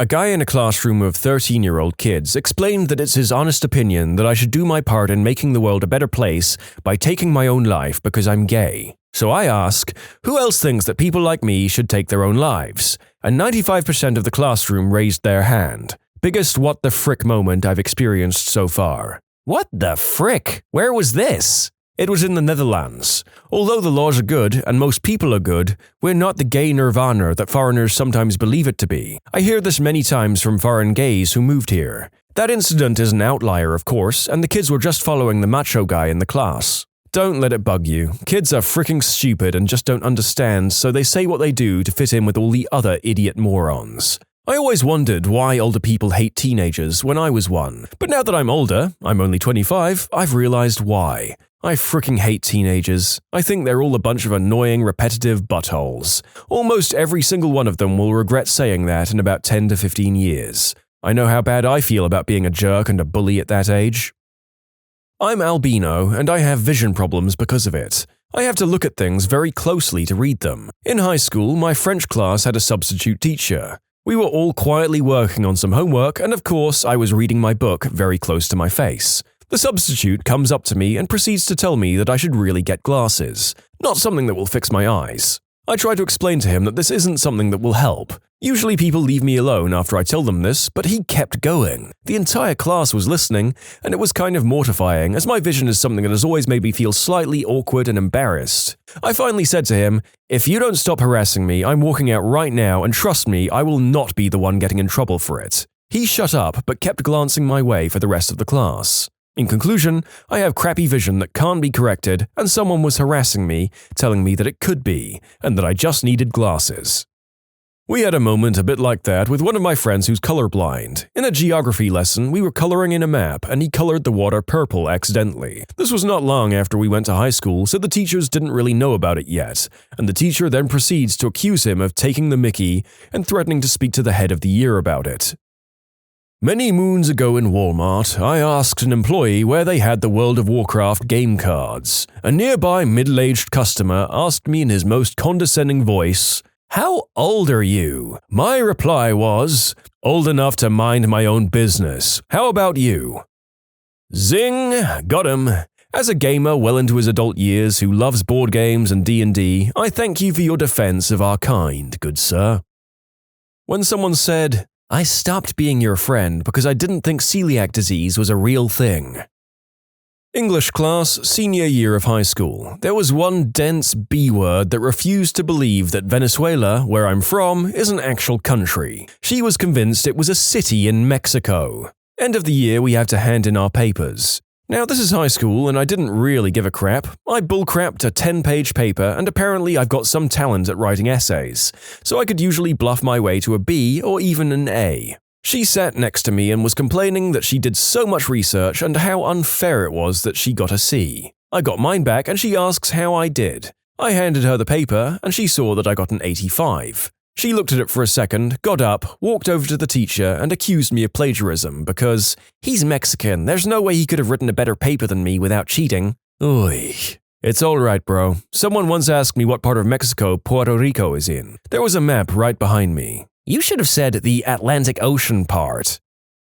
My hair color is light brown, but when my beard or facial hair grows in, it grows in red. I used to be a busboy at a fancy restaurant near the Cleveland airport, and I was working Sunday brunch. Well, it started to get towards the end of the brunch, and this guy was sitting at a table near some others that I was currently cleaning. He's on his Bluetooth headset, mid-conversation, and without even skipping a beat, says to his friend, "Hold on, one moment." Then he looks at me and says, "Excuse me, but are you Amish?" "You know, because your facial hair is red." I wasn't so much offended as I was thrown off guard. I looked at him with a half-fake smile and said, "No, sir, I'm not Amish. My facial hair just grows in red. The only part I have trouble reconciling is that there would be a fancy restaurant in Cleveland."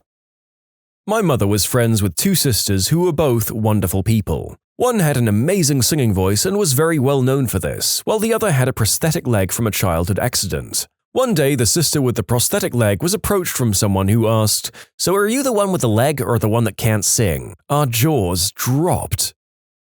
You can submit your own stories to be featured here on the channel. The story submission link is in the description below. And if you want to listen to some vibey music in the background, check out easymode, also linked below, and subscribe.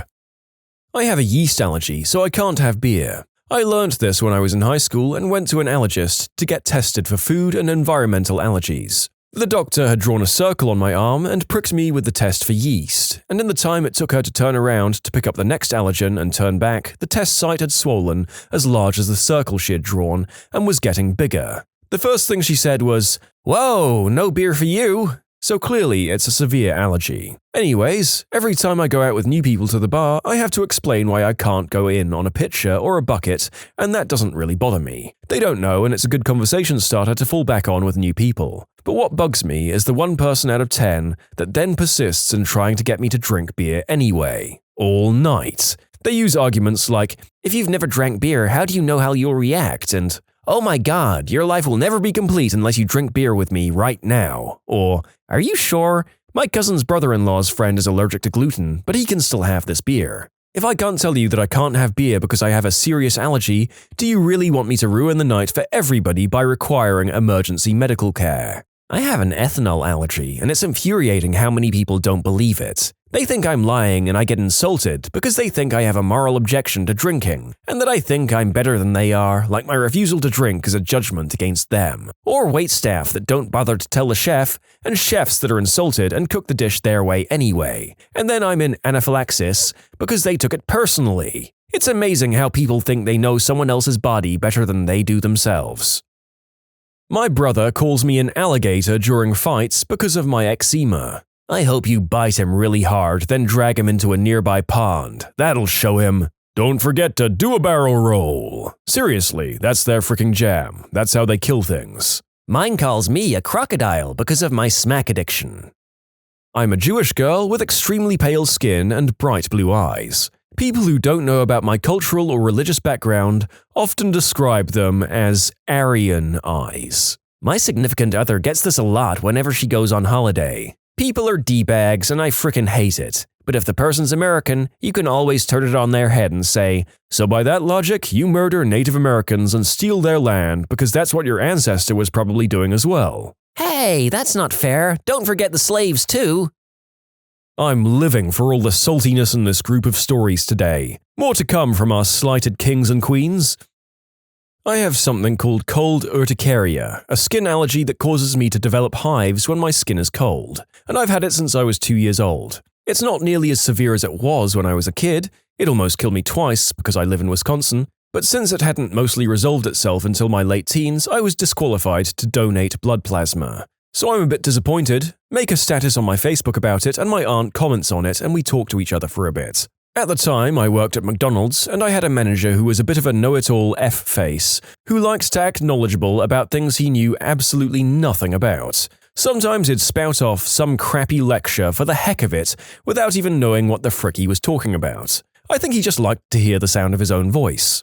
Anyway, he saw my status and conversation on Facebook, and while we and a few other co-workers were all talking about something unrelated, he brings up, "So I saw on Facebook that you couldn't donate plasma." Yeah, I'm allergic to the cold and it drops your body temperature, so I was disqualified from donating. That's stupid, you can't be allergic to something like that. He then proceeded to try and argue with me about it, telling me that my parents were hypochondriacs, telling me my doctors were stupid, saying that an allergy like that doesn't exist, saying that if I have anything, it would have been eczema. I mean, frick, if that particular allergy didn't exist, I would have been able to donate my gosh darn fricking plasma. And then there's the fact that he had the nerve to try and call me out on that in front of all our co-workers, to try and make me look like a stupid liar. That teed me off so bad I wanted to stick his stupid face in the gosh darn deep fryer. Ugh, just thinking about it right now is teeing me off. Then later, after failing to make me look like a moron in front of everyone, because multiple people were backing me up, knowing what a dillhole he is, he tried to make it so I wasn't teed off at him anymore and convinced me to agree to disagree. That night, I deleted him off my Facebook so he wouldn't try to pull crap like that again. Just writing this story makes me so mad. I want to drive over there, see if he's working, and punch him in the face. I mean, this wasn't the only thing he did that teed me off. He was generally really obnoxious and annoying, and the only manager I had at that workplace that really teed me off all the time. Gosh darn it, what a moron.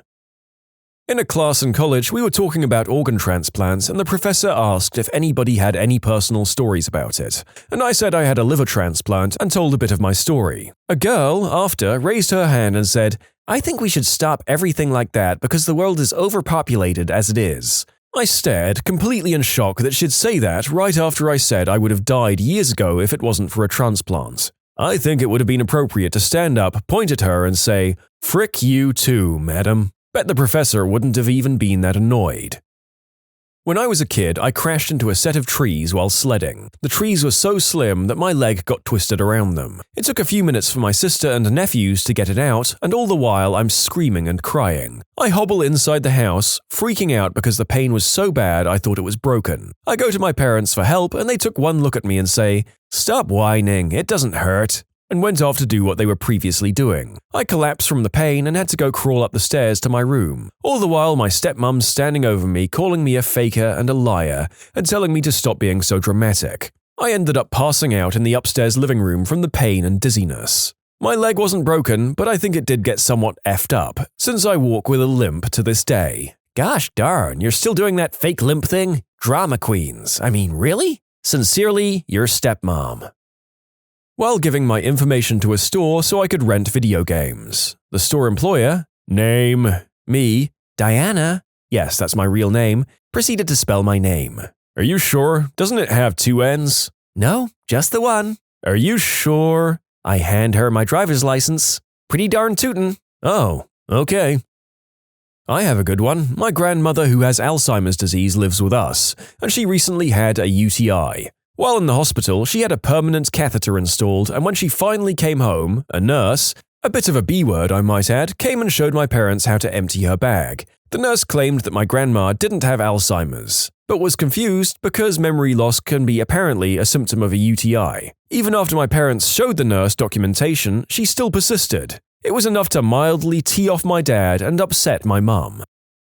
I hid the fact that I was deeply mentally unwell and was on medication from my mum for months because I knew she wouldn't handle it well. When I did tell her about it, she said that I was faking it and using it as an excuse for my poor grades, which happened because of how severe my depression was. She told me that I was using my medication as a crutch. This is from the woman who's trying to use her medicated bipolar to get into disability allowance. My name is Eli. Everyone insists on calling me Elijah even when I say my name is just Eli. One of my coworkers will comment on how Asian my hairstyle or outfit was on any given day, complete with appreciative leers when I look more Asian than usual. I'm a little curious as to what that coworker in question feels would be particularly Asian attire, I'm going to be honest. My name is Ian. Simple, right? I-A-N. Nope, not apparently. The most common spelling of my name when I tell it to people is E-A-N, followed by just E-N and E-U-M. I don't have a speech impediment or anything. The worst was E-E-Y-U-M. Eeyum. Not one letter was correct. Not one. I had a coworker named Earl. He once cut a letter addressed to Fartle.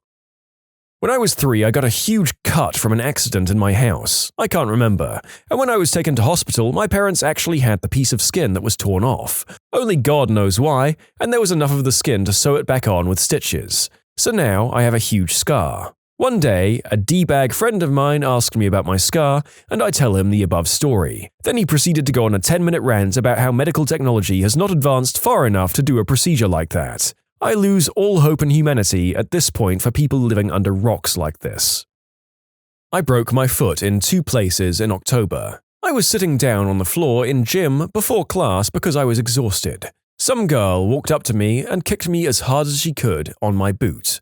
I was bawling, and all she could say was, "I wanted to see if it was really broken." She ended up re-breaking my foot and setting my recovery back 2 months.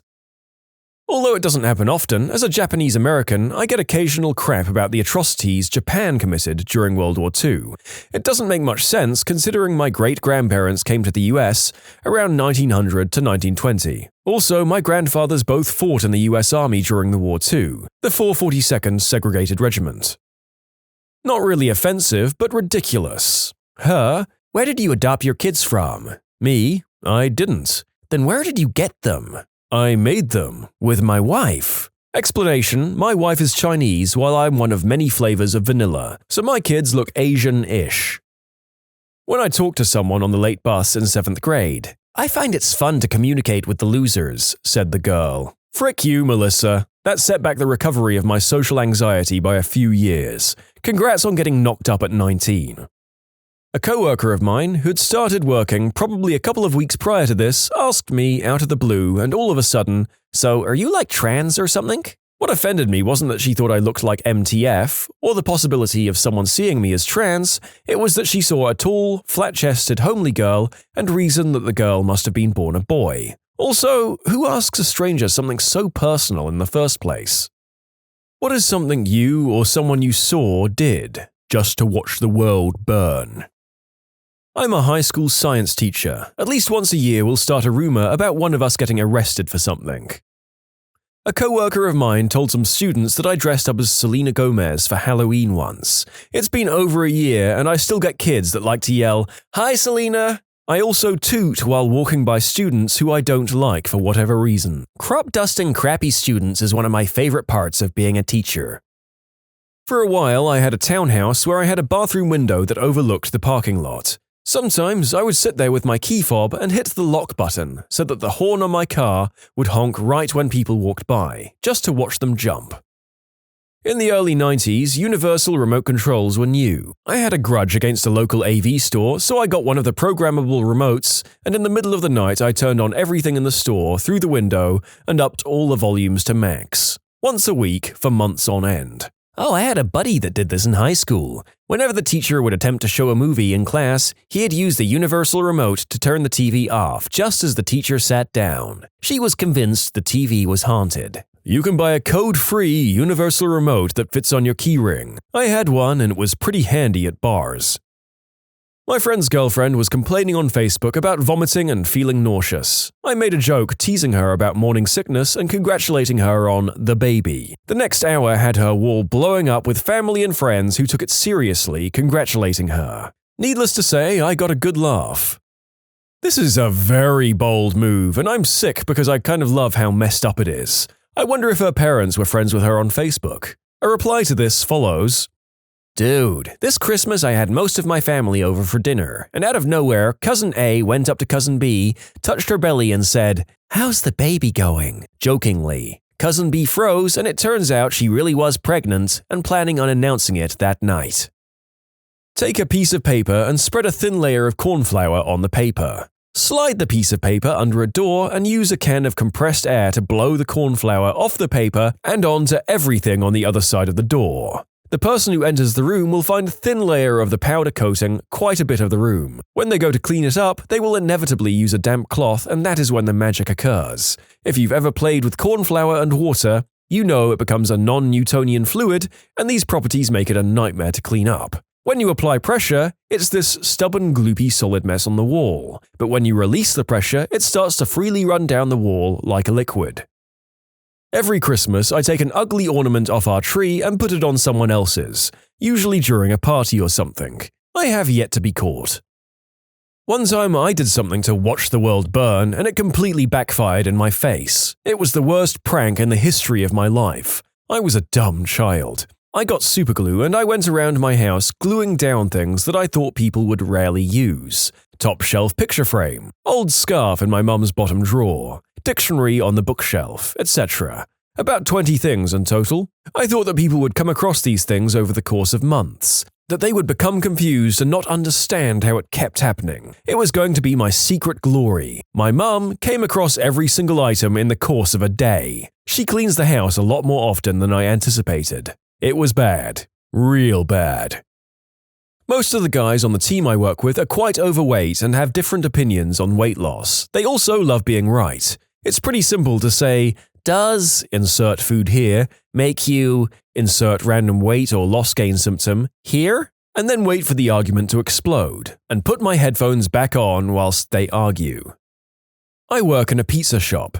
Every time someone orders 10 wings, I always put in 11, just hoping that whoever ordered those wings plans on splitting them evenly. And I've just started a war within the household over who gets that last wing. If I ordered chicken wings and got an extra one free, I would just think the guy who made them was being nice for no reason other than that he's a nice guy. I go onto random YouTube videos and write the word fake when it clearly isn't and just watch the crap storm that develops. I stole an entire place setting from the old spaghetti factory one piece at a time. A salad plate, dinner plate, bowl, glass, spoon, fork, knife, and even a bread knife. It took months. Then one day I went there for dinner with everything in a messenger bag, right before I left it set up on the table. Whenever I visit a friend or a relative's place, I turn the magnets on their fridge upside down. Never been caught. I have, however, heard complaints of, "Someone keeps turning my gosh darn magnets upside down," once or twice. Lived in a neighborhood called Caroline Pines. One night we switched the E and the I on the sign to make Caroline word for male anatomy. Stayed like that for 4 days. My buddy used to live in a neighborhood called Bantam Woods, and we got hammered one night and changed it to Batman Woods. Should have changed it to Batman's Wood.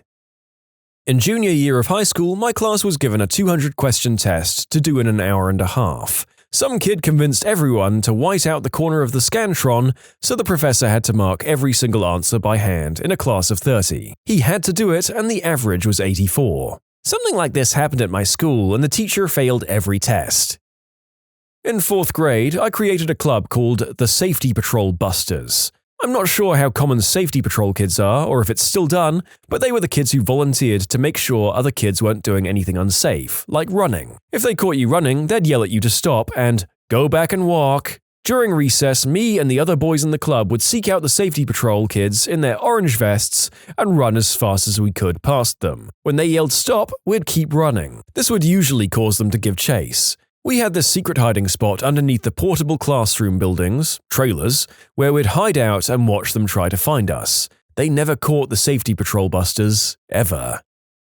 I don't mean to be that kind of jerk, but when I was 17, I decided to go and buy some groceries at a Giant store or some equivalent.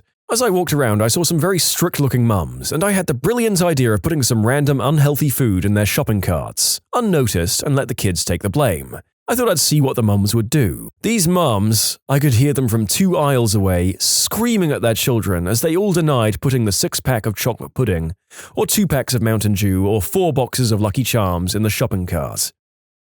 Senior year of high school, I taught 3 kids how to use any phone on campus to page over the loudspeakers. That was a hilarious week. To those curious, my school had an odd PA setup that could be used via punching in the correct extension from one of the school phones. I don't know why it was set up this way. The teachers didn't use it, probably weren't allowed, and the morning announcements were always done from the office where the actual PA mic was. Obviously, they've since changed this. I would pay actual money to hear the announcements. I know that, being kids, there was a high likelihood that it was just tooting noises and words for anatomy, but they can also be very creative in ways that we can't. I know that when I've worked with kids, they've nearly killed me laughing several times. I work at Disney World, that's the one in Florida. I found a list of the phone numbers to all the rides at Disneyland, California. I used to dial the Dumbo ride in Florida, and then before they answered, conference to the Dumbo ride in California. Both would answer, "Dumbo, this is so-and-so," and I'd just sit on mute, listening to them trying to figure out who the real so-and-so working at Dumbo was. No one ever said, "Wait, are you in Florida or California?" Put Skittles and M&Ms in the same bowl. They are appropriate snacks at some parties, as you now have S&Ms. My daughter has amazing hand-eye coordination and can throw with scary accuracy. We're a family that loses our crap when people in movie theaters talk or text or make noise. Some guy a few rows ahead kept pulling out his phone to check Facebook during the movie. I dared my daughter to throw a milk dud at his phone, and she hit it each time he pulled it out. Finally, he stopped. Then he put his feet up on the seat ahead of him where another person was sitting, so she started pelting his foot. Eventually, he sat like a perfect gentleman with nary a movement or phone check. This doesn't sound like watching the world burn, but rather keeping the world from burning. Good story, though. I jaywalked yesterday while a parking cop watched. I made eye contact. I built a dummy when I was 10 or so. My friends and I would stand in the front yard with it, wait until a car came by, and then beat the crap out of it. We'd tear his head off or put him in a hangman's noose and throw him in the street. He was about our size too, so people usually thought we were beating up another kid. They'd slam on the brakes or get out of the car to chew us out. One time we attached his hands to the second-story windowsill so it looked like he was hanging on for dear life, and some lady called 911. That was the end of that.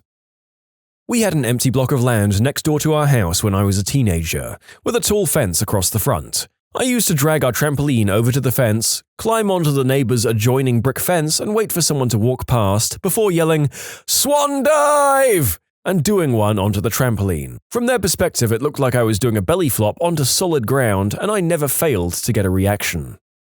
In middle school, we would have a bathroom break right after lunch every day. When we went to do our business, a kid in my class started laughing maniacally while peeing in one of the urinals and proceeded to aim his pee into the corner of the bathroom. He kept laughing as his pee covered the floor, and for some freaking reason, 3 other kids started doing the same thing. By the time they were done, there was a pool covering about a third of the floor space. That would have been bad enough, but then 4 of them started to jump around and splash people. Fricking kids.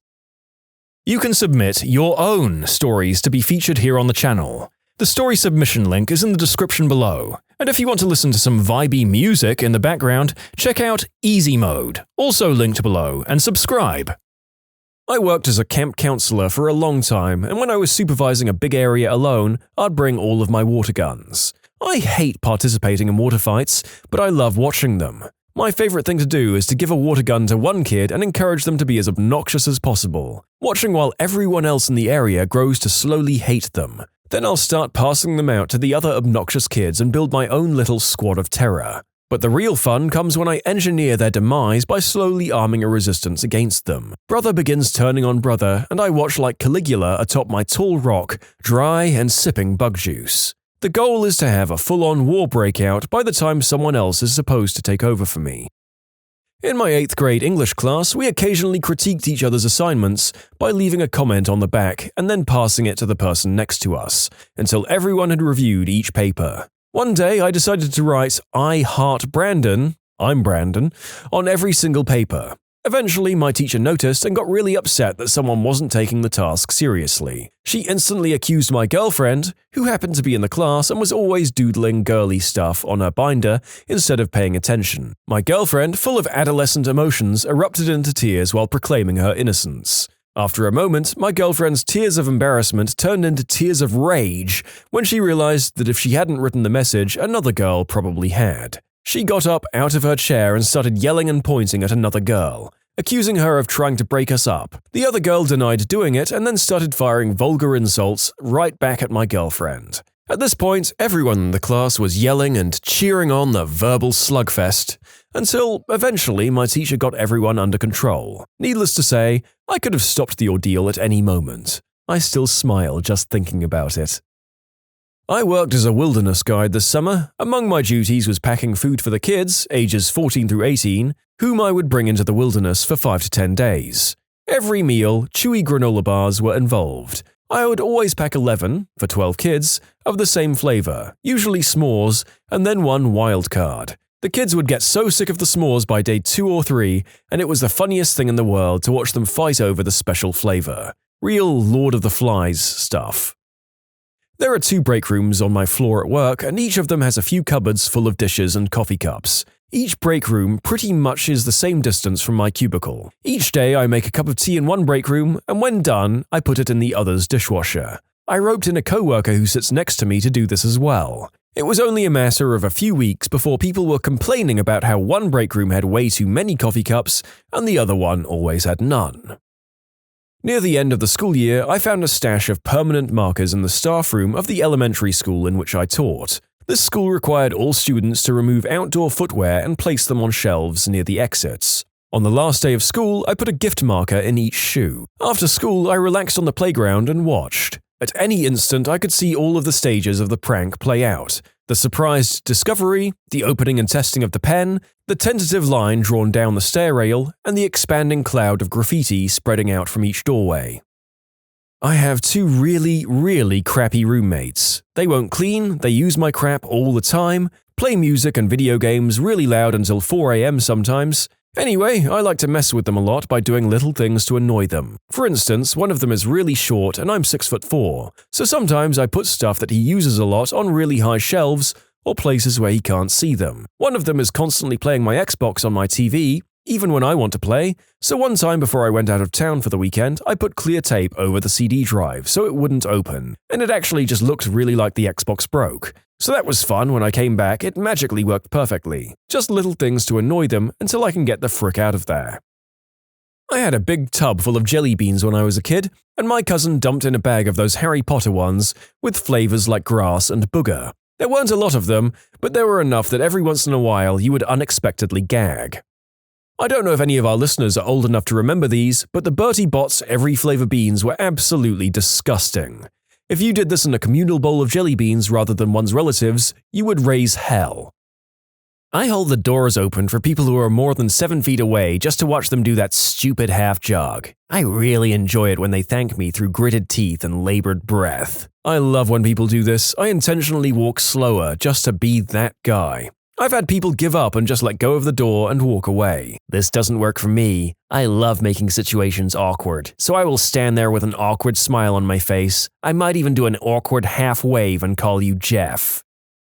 One day, while living in a house with 4 other roommates, a hat blew into our yard and landed on the back step, which was the main entrance. It was upright on the bottom step, like someone had placed it there. All of us thought it was weird and moved on with our lives. That same week, I went to the thrift store and bought all the weirdest cheap hats I could find. Each Tuesday, I would place an increasingly weirder hat on the back porch on my way to class. Our landlord's conspiracy theories ranged from the Mad Hatter to homeless people to one of our friends leaving the hats. I kept this up until we had a collection of 30-plus hats in our closet. They didn't believe that it was me when I told them. Fake items boxes or bananas on the ramp for the shortcut in Koopa Troopa Beach. That is just messed up. Singapore is a weird place. It's an especially weird place for an American teen. An even weirder time when our classmate was arrested at our school and was caned. Well, Singaporeans tend to be reserved and not very outgoing. We Americans were generally more outgoing, and sometimes we used to make Singaporeans uncomfortable. For example, the bus stop was about half a mile from my house. On the way, we'd walked by a big house with a few guards. My friend was with me and told me the Prime Minister lived there. Again, really small country. So we walked up to the guards and started to shake their hands and just started talking to them. They were so flustered and confused, because no one has ever done that. We weren't threatening anyone, it was just us two and we were really friendly. It was the middle of the day and we were just 16 and posed no threat. It's a normal neighborhood after all, and we had backpacks on and school uniforms. After about 3 minutes, they were extremely nervous, because they weren't trained for this. Seeing a trained guard meant to handle threats, not having any idea what to do with people being friendly to him, was unbelievably hilarious to us. We had our fun and we left. I invited both the conservatives and the liberal groups at my university to the same pub during the 2012 US presidential elections. Fisticuffs were had. When I worked at the school cafeteria, I learned my fellow college students treated cafe workers like crap. So since it was my job to keep the salad bar stocked, I never ever put the low-fat options out. It's like the dumbest act of passive aggression I ever did, but I really hope some of those buttholes got big. I used to white out the page numbers in my school textbooks, usually in large groups of 20 or 30 pages. I always choose the middle urinal. My friend has a wife that has a bit of a jealous streak. One day, while I was hanging out at his place, we were arguing about something and he made a pretty personal insult. So I turned to his wife and say, "Hey, did he ever tell you about Rebecca?"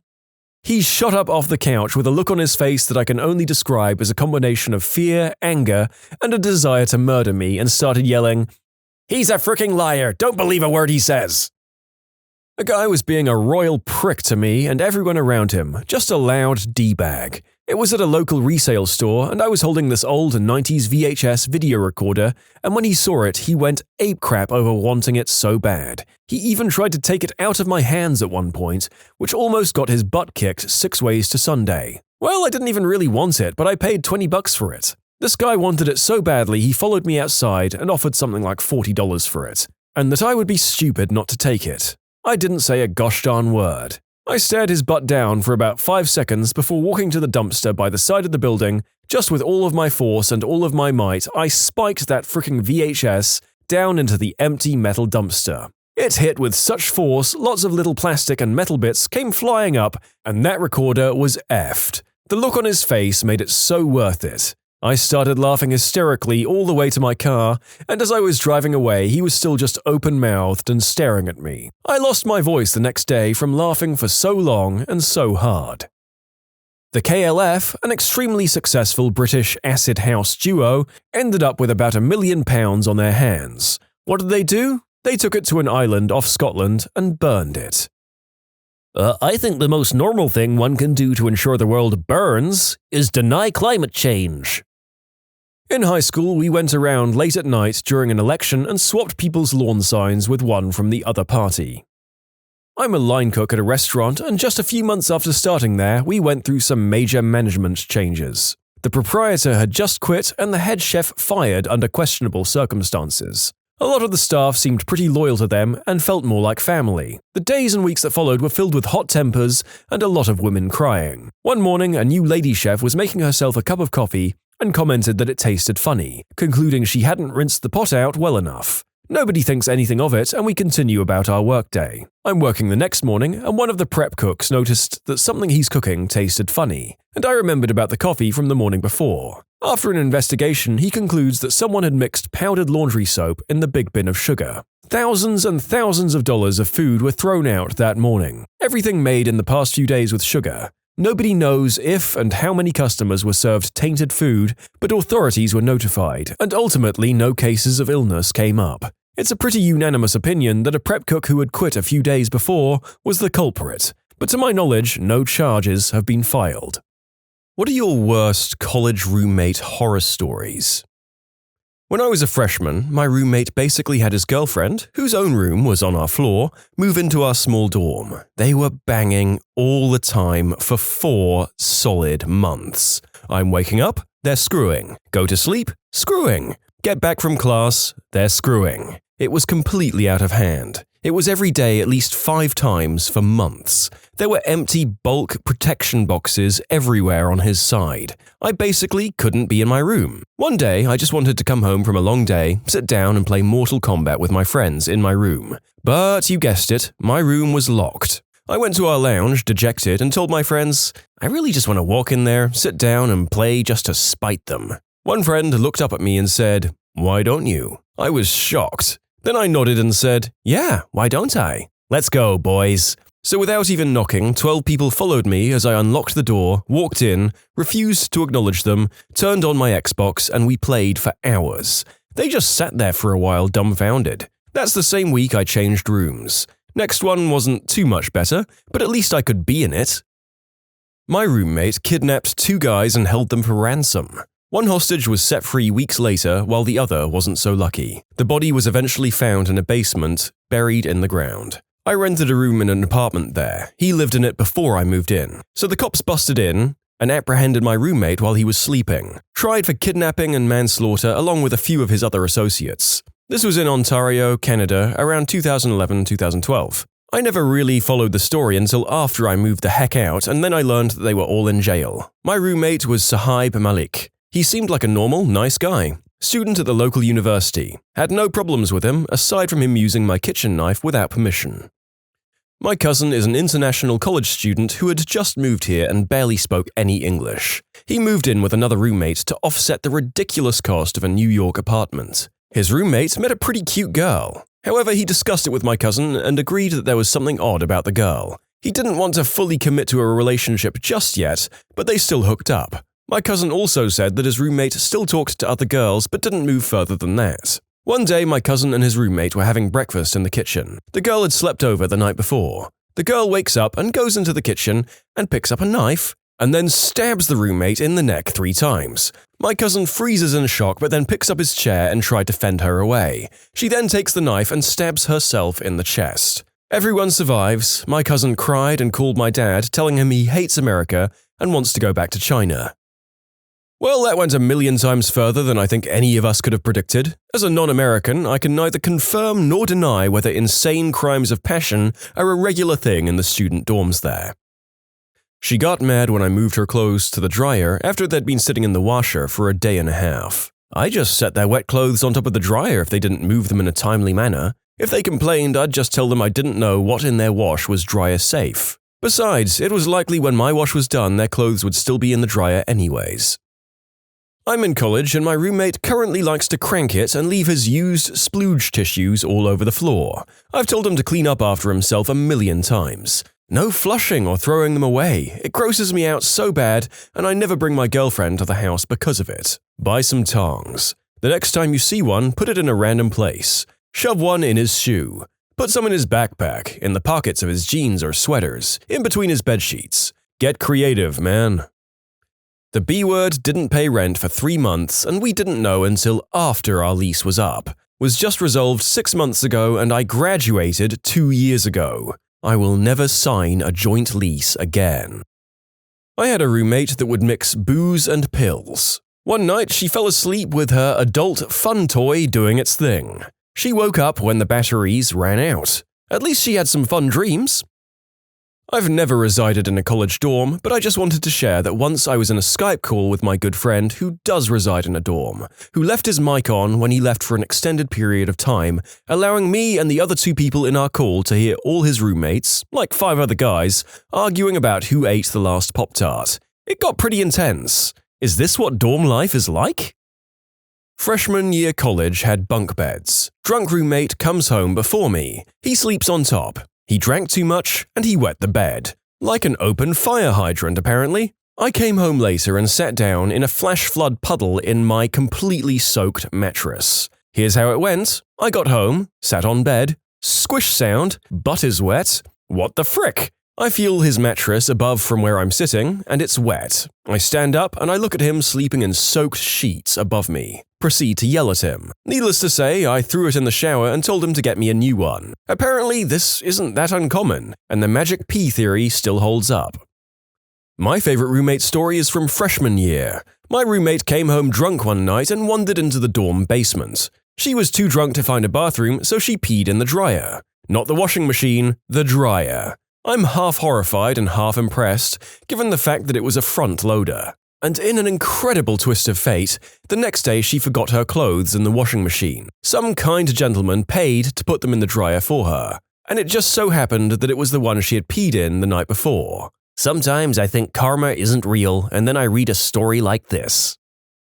Sharon used to eat in her room and then slide the plate under her bed. She'd do this every day until my roommate and I couldn't bear the stink anymore and needed plates for our own dinner. She also regularly invited her substance-dealing boyfriend over to hang out in our apartment during the day. Several times I came home to find deals taking place in our living room. Eventually, the cops were called by one of our neighbors and we, not him, were interrogated and searched. Oh, and there's the time she left a sanitary towel sunny side up on the toilet seat in our shared bathroom. She had some kind of fungal scalp condition that caused her hair to fall out in clumps, which we would frequently have to pull out of plug holes. She then announced she had scabies, and I decided to just lock myself in my room until she moved out. Bizarrely, according to Facebook, she seems to have grown up to become a normal, functioning adult.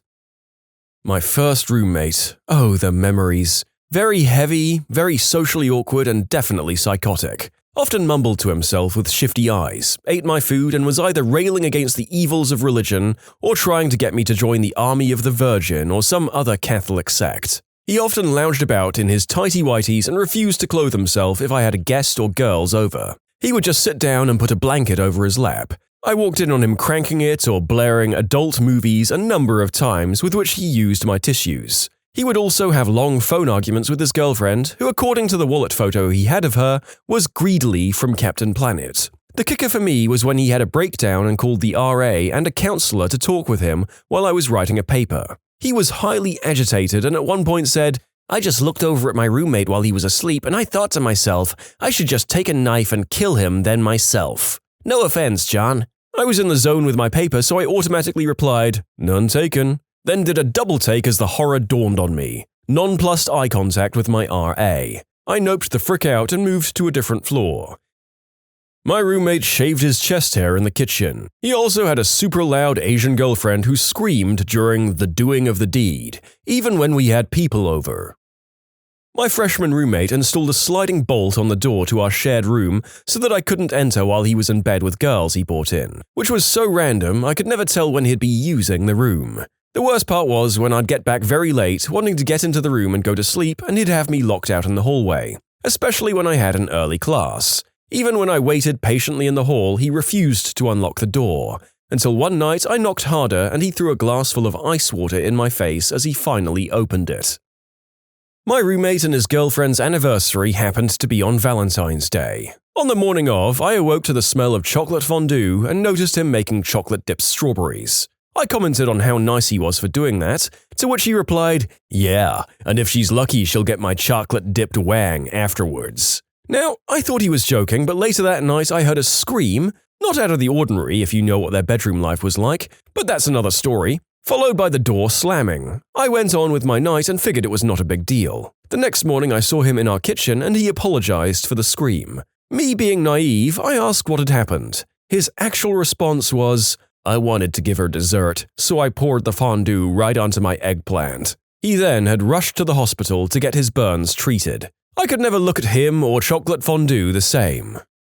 Well, he had an idea and he committed to it. Gotta respect that. In other news, I'm not sure I'll ever be able to eat either cheese or chocolate fondue again in my life.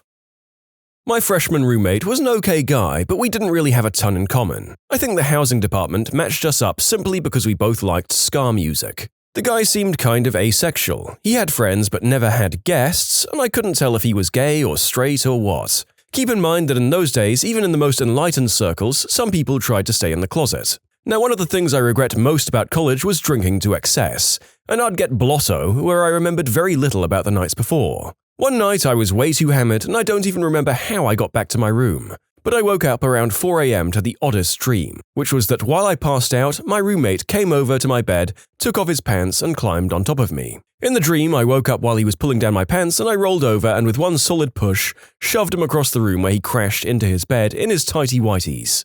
I was a lot bigger and stronger than him and sent him flying. I can still see the image of him hitting his bed like it was yesterday. I went back to being passed out and later woke up remembering that weird dream. My roommate was gone, but later that day I saw him and he had a swollen lip. I'd like to give people the benefit of the doubt, so I'm not going to say for sure what happened, but a couple of weeks later, one of the guys next door asked me if I wanted to swap roommates and move into his room, and I said yes in a flash. This was 1986, by the way, in a very liberal and gay-friendly college. But even then, there was still a stigma about homosexuality. After we graduated, I heard several stories of people from college who eventually came out. I never cared, but some gay people were still nervous, and unfortunately, there were still some people who were homophobes. You can submit your own stories to be featured here on the channel. The story submission link is in the description below. And if you want to listen to some vibey music in the background, check out easymode, also linked below, and subscribe. I had a roommate that cranked it, constantly. I would open the door, which was an old-school push combination lock, so it took a few seconds, thank God, and enter. And he'd be shutting his monitor off with his hand over his pants. This seriously happened so much that I actually had to have a talk with him about it after bringing girls over once in a while who would catch him in the act with me and suddenly no longer be in the mood. I don't have a problem with him having a bit of fun with himself, God knows I did it too, but I would catch him twice a week. If I gave you an honest guess, I'd say that he did it more than 5 times a day. Once he did it when I was just going downstairs to the dorm vending machine. I walked down and back up in like 3 minutes and he was hiding his shame already.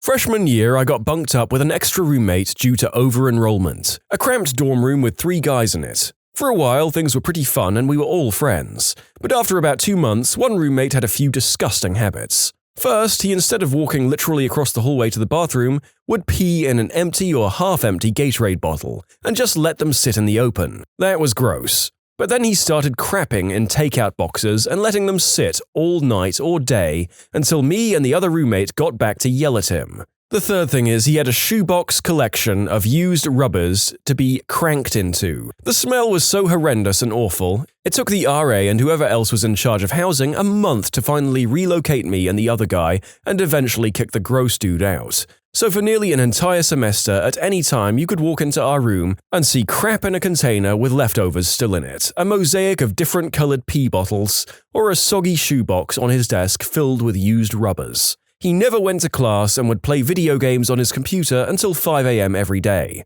I still think back on it nearly 10 years later, and I'm blown away with how long it took for any administrative intervention to happen. I mouthed, "What the actual frick" to myself so many times while reading that. How did you cope all that time?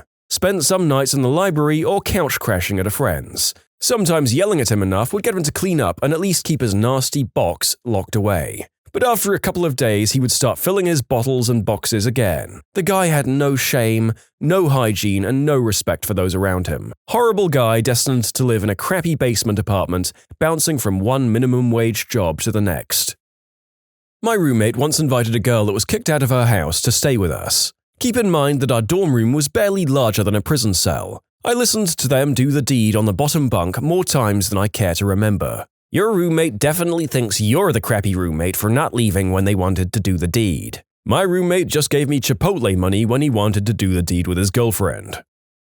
My first year, one of my roommates had his girlfriend over for the weekend. He asked me and my other roommate last minute to clear out for 30 minutes of football Sunday, so they could just get it on. This was like the fourth time he'd asked that weekend, with us agreeing each time, but whatever. He didn't get to see his girlfriend that often, so fair enough. I leave and came back 45 minutes later. She's still there, but they're just talking and the door was open. All clear, right?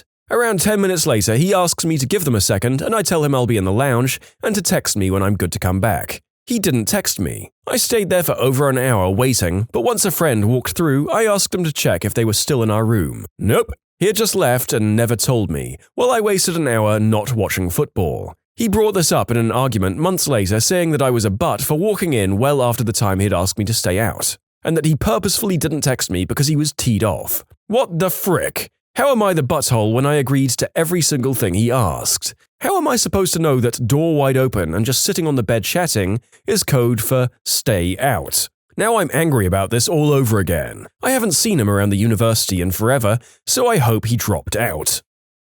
One of my roommates was accused of attempting the unspeakable act on the other during a night of drunken escapades. I had a housemate, 4-person house by the way, who I asked to take care of my dog over one weekend. I never left any of the responsibilities associated with my dog up to anyone else because the rest of the guys were doing me a huge favor by letting me have him there in the first place. This one huge mate wasn't a huge fan of the dog, and when I came home after the weekend, there was crap and pee in my room where presumably my dog was kept most of the weekend. His food and water were in there too, so I guess that's something at least. He was really skittish when I went to say hi to him, so I think my housemate hit or kicked him while I was gone. I had a university flatmate who was a bit nuts. It started out with her just stealing my food. I couldn't leave anything in the kitchen for more than 12 hours or she'd have it. And then she would also put passive-aggressive notes up in our kitchen calling me a liar. I have food allergies, but apparently I was making them up. She was nasty to anyone I had over. She took all of my crockery and put it on top of the cupboards so I couldn't reach it, and I had to climb up and get it all down. She then convinced all of the guys in my flat to take the kitchen furniture and pile it outside my door so I couldn't get out of my room. I got the flu and she spent a day screaming at me through the wall while I alternately cried and slept until my parents came and drove me home. It got to the point where I was considering dropping out of university, but I asked to be put in another flat as a last resort. I got moved into a flat with 5 guys and it was so much messier, but so much nicer. Some people are suggesting that I did something to make her this crazy. I didn't do anything. That's why her behavior was just not understandable in any way. I had my own friends, I kept the kitchen tidy when I used it, I didn't make noise late at night, whatever. She was just looking for a punching bag. This is maybe the second video I've done on crazy flatmates, and I can reassure the author of this story that she is by no means alone in experiencing this kind of monster. They are out there. May the flying spaghetti monster help those who bring them into their homes. My second year of school, I went to an out-of-state school, and I had to get an apartment because there was no room in campus housing for transfer students. My school provided those of us with a list of other students in the same situation so that we might get together and go in on a place to live. So I ended up just doing that with my roommate. Things were great for like 2 years, and then he started going downhill. His grades were slipping, his girlfriend dumped him, and he didn't make the golf team. Poor guy. About this time, he also stopped contributing around the apartment, like cleaning dishes, taking out the trash, buying toilet paper, and other things. I finally decided to keep my own toilet paper stashed in my room in a locked cabinet. Days went by and no toilet paper showed up in the bathroom. Days turned into weeks, and weeks turned into a little over a month. One day, my girlfriend was over, and she had to go to the bathroom. She finished up, washed her hands, and then went to dry her hands on the towel hanging over the toilet when I heard her freak out. The underside of the towel was covered in crap stains. My roommate had been wiping his butt with the towel above the toilet and hanging it back up. I have no idea how I could never smell it. I ended up throwing the towel on his bed and leaving him a roll of toilet paper with a note that said, "I think you need this more than I do." We never spoke again after that, and then our lease was up soon after and we parted ways. I just cannot even fathom being so depressed or whatever that I would rather wipe my butt with the same towel repeatedly than buy some frickin' toilet paper. My roommate was this geeky 400-pound guy who watched Sailor Moon in the original Japanese. He had a tiny red-headed girlfriend who regularly beat the crap out of him in daily life, and he let her. At like 6 p.m. on a Thursday, he suddenly asked me if I could vacate the dorm until 11, as they're going back to have some romantic time. I was a little teed off he gave me no warning, but I left anyway. Got back at midnight and walked into a scene of her in black vinyl gear with a riding crop and a taxi driver's hat, riding him, with him covered in welts from head to toe. I noped the heck right out of there. I had a roommate who was racist and obsessed with World War II Germany. I thought it was just in a History Channel kind of way at first. He then chose to read Mein Kampf for a class. Then he started writing juvenile bathroom graffiti in German in the stalls. He became upset when he found out I dated a black girl in high school. Then the swastika graffiti started showing up in the dorm elevator, along with the N-word drawn in a noose. He had a knife collection. He seriously came back after the first week with an end table, folding chair, and an easy chair, despite the fact that the room had no real extra space for any of it. He smelled and tried to get rid of the room smell with a whole can of peach renizit one day. He left food garbage in his trash, left for the weekend, and when I emptied it because it was smelling, he got mad at me for touching his stuff. He said he'd take care of me if I did it again. He said he hated kids. He was a special ed major. I asked why he had majored in that if he hated kids, and he said, "There are 52 special ed majors in this school, and I'm one of only 2 guys." I moved out at the start of the next semester as soon as they'd let me. I paid the extra money for a single the next year. I've just looked him up, found a picture of him in black facial makeup and some creepy black and white photos. No, there's nothing wrong with reading Mein Kampf or having a knife collection or not liking kids in and of themselves. Context, people, context. Not a college roommate, but RAF trade training. My roommate came back paralytic drunk, having spewed in the sink in the block shower room until it was so full to the brim, only then to go on and have a nice long pee all over my TV and my shiny new Xbox 360. He was very apologetic the next day, as well as very hungover, which was hilarious to watch in Fizz and Inspection Parade, and he cleaned it all up, so I forgave him for the situation. What commonly accepted historical inaccuracies drive historians crazy? Albert Einstein didn't fail mathematics in school as is commonly believed. Upon being shown a column making this claim, Einstein said, "I never failed mathematics. Before I was 15, I'd mastered differential and integral calculus. Thanks a lot. Now I have no excuse for failing my pre-calc class." I mean, I think not being Einstein is a pretty good excuse. Poor Einstein. He had no excuses. I'm not a historian, just Mexican, and let me say that Cinco de Mayo is not Mexican Independence Day. I am a historian, and let me just say that it drives me mad when people think the Aztecs, actually the Mexica, thought that Cortez was a god. They were 100% clear on the fact that he wasn't. People like to vilify Dona Marina Malinche Malintzin, but she's pretty much proof that nobody thought Cortez was a god, since she actually gave the orders. People also love to think the Spanish showed up with 500 men and took over the capital of the biggest empire in the New World, but they conveniently forget the Tlaxicans have pretty bloody hands in that respect as well, especially considering the fact that they talked Cortez into making a quick detour to Cholula to fricking slaughter everyone. There's a very prevalent myth about a famous speech given by John F. Kennedy in Berlin. The story goes that his statement, "Ich bin ein Berliner," translates to "I am a jelly donut." While Berliner is a word for a type of jelly-filled pastry, no one at the time thought that's what Kennedy meant. The general story is that Kennedy should have said "Ich bin Berliner" rather than "Ich bin ein Berliner." People claim that adding the indefinite article ein is the problem. While ein does give nuance to the statement, it didn't make anyone at the time think Kennedy was talking about being a donut. Had he said "Ich bin Berliner," his statement would have conveyed a sense of him being a Berlin native, which obviously he was not. Ich bin ein Berliner, however, means something closer to "I am one with the people of Berlin," which is exactly what Kennedy wanted to say. No halfway intelligent German speaker at the time thought Kennedy was talking about food. In fact, the first time the alternate translation of the sentence is noted wasn't until 20 years later in 1983. I must admit that I bought this myth hook, line, and sinker. I blame Eddie Izzard, as likely to many people of my age or older. First, that Roman gladiatorial battles were bloodbaths with like 30 men dying in one fight. I read something very recently saying that 1 in 200 fights ended in killing. Gladiators are freaking expensive, and you don't just get them killed. I'm not saying that there are no accounts of large battles with many deaths. I'm saying that they were rare. When a man was injured, fight over. The second was that Nero played the fiddle and sang while Rome burned. He was in Antium and hurried back to Rome. My source is Tacitus. I used Tacitus since he's a primary source and a contemporary Roman historian. Firstly, a large amount of the information we have on this time period is skewed by the fact that the Christian Church produced and held a large amount of the records. And if you think that the Romans hated Nero, wait till you see what the Christians thought of him.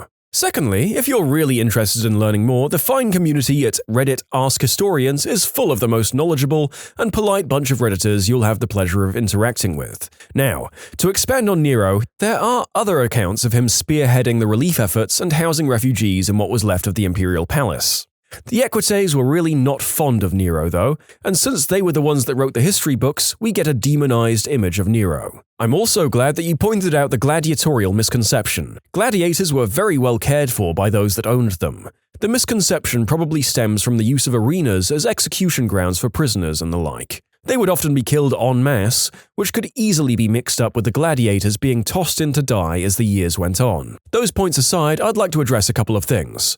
On Nero, he was one of the worst emperors of Rome. He was egotistical, violent, paranoid, and, this is important, very young. He openly scoffed at the Senate, which still attempted to act like it had power, but was referred to as a club for washed-up old men, and Nero did as he wished. He would belittle wealthy and influential men, seduce their wives, and generally act like the brutally violent, petulant child that he was. We cannot confirm or deny that he did in fact set fire to Rome, which was rumoured, as it was said he wanted to build a massive palace and bath complex in the city centre, and we can't confirm that he spearheaded the relief efforts and housed refugees, which is either a lie from his PR team, exaggerated truth, or actual truth. What we can confirm is the fact that Nero used the radical Christian cult, which is exactly what it was at this point in history, as the scapegoats for the disaster, resulting in severe persecution of the Christians at the hands of the Romans by order of Nero. The cult was outlawed for a time, and this was where the beginning of the rumors of Nero being the beast can typically be traced. As for gladiators, yes, they would fight lions. No, it wouldn't be often. Lions are expensive. Gladiators are more expensive. There are plenty of instances where large numbers of exotic animals were killed en masse, and even a few instances of gladiators. But the majority of the time, death was reserved for the dishonored gladiator, the unlucky gladiator, and, most commonly, those unfortunate enough to be sentenced to death in the arena. A nice, bloody practice target for a gladiator. I know more about the gladiator diet than their actual combat and interaction, however, so I won't really dive any further than I've already done. The ye in ye olde is actually abbreviated as an early modern English letter called thorn that was pronounced like th, so it's pronounced more like the oldie than anything else. Also, because Gutenberg's printing press didn't have thorn, so they improvised with y. That Paul Revere actually staged a midnight ride and was the only one who did so. He actually went from lodge to lodge warning people, then got his butt arrested. Then he escaped later on in the night. Paul Revere's Ride, written by Henry Wadsworth Longfellow in 1860, when Revere had been dead for 40 years. It's kind of a dramatization of the events of the night and plays up Revere and downplays the involvement of others like William Dawes. Possibly because the poem starts with, "Listen, my children, and you shall hear of the midnight ride of Paul Revere." Dawes doesn't fit with the rhyme scheme. When Revere died, his obituary didn't even mention his ride. Longfellow was just lazy. Dawes would have been easy. It rhymes just as well as Revere. Hear the story of William Dawes, his midnight ride and noble cause. Boom! Did that in 20 seconds. That Marie Antoinette said, "Let them eat cake." Also, most of the misconceptions about her in general. She led a really sad life as a pawn in her mother's game, and a lot of the things that people assume about her come from a lack of understanding about the role of a Queen of France at the time and the French court. She personally preferred a less opulent lifestyle by court standards, but was seen as snubbing the court by trying to make changes to it. Her marriage wasn't very happy either, and later her own daughter didn't remember her very fondly because she generally tried to raise her kids to not be spoiled. She wasn't without her faults or mistakes, but by reading a lot of biographies about her, you start to understand how the image of Madame Deficit and the real woman don't match up. For anyone wondering about the origins of the quote came from a book and was attributed to a great princess. It was written in Rousseau's Confessions and was published when Marie Antoinette would have been just 9 years old and still living in Austria. That most of the slaves in the triangle trade ended up in the USA. Wrong. Just plain wrong. The majority of ships shipped from Africa ended up in South or Central America or the West Indies. Just to add to this, so many slaves were shipped to the West Indies because it was cheaper to work current slaves to death and just replace them rather than give them even a substandard quality of life. The same is true for the mass majority of slaves today, of which there are approximately 27 million. One thing that really bothered a professor I had was that when people discussed the leaders of Germany immediately prior to World War II, they frequently labeled them as psychopaths, insane, or crazy. This is especially true of their leader. When discussing him, people right off the bat label him as evil, a monster, an addict, had one ball, basically any reason to distance him from a normal person. You can't just dismiss what happened in Germany as craziness. There were rational people making decisions and running the country. My professor would call us out on it, and ever since then, I notice it a lot, and it irks me too. It's true. We can't just assume that removing the crazy people from government will get rid of this ever-looming threat that we still face today. There are very calculating people who will use others' fears and insecurities to gain power, no matter how many groups they have to kill to get there. The one that makes me mad was that the Titanic was in any way badly designed, badly built, or badly operated by the standards of the time. In fact, there are so many ridiculous inaccuracies surrounding the Titanic that it's hard to list even a fraction of them here. She was an incredibly seaworthy ship, much more so than any passenger ship around today. The iceberg tore a gash almost a third of the way down her side, and she still stayed afloat for more than 2 hours. In that time, all but 2 of her lifeboats were launched. There wasn't time to launch any more. She could have had 100 more lifeboats on board, and that wouldn't have helped without vastly more crew to operate them. Titanic's passengers genuinely believed that she was practically unsinkable. When the time came to begin loading the lifeboats, many passengers thought they would be safer staying on the Titanic. There wasn't time for the crew to wait around, so when the lifeboat was ready and there was no one else waiting to get in, it had to go. This is why so many of Titanic's lifeboats left only half full. Titanic wasn't traveling too fast for the conditions, by the standards of practice around at the time. Further precautions were put into practice after the incident, but no one on board can be blamed for doing what anyone on any ship would have done the same.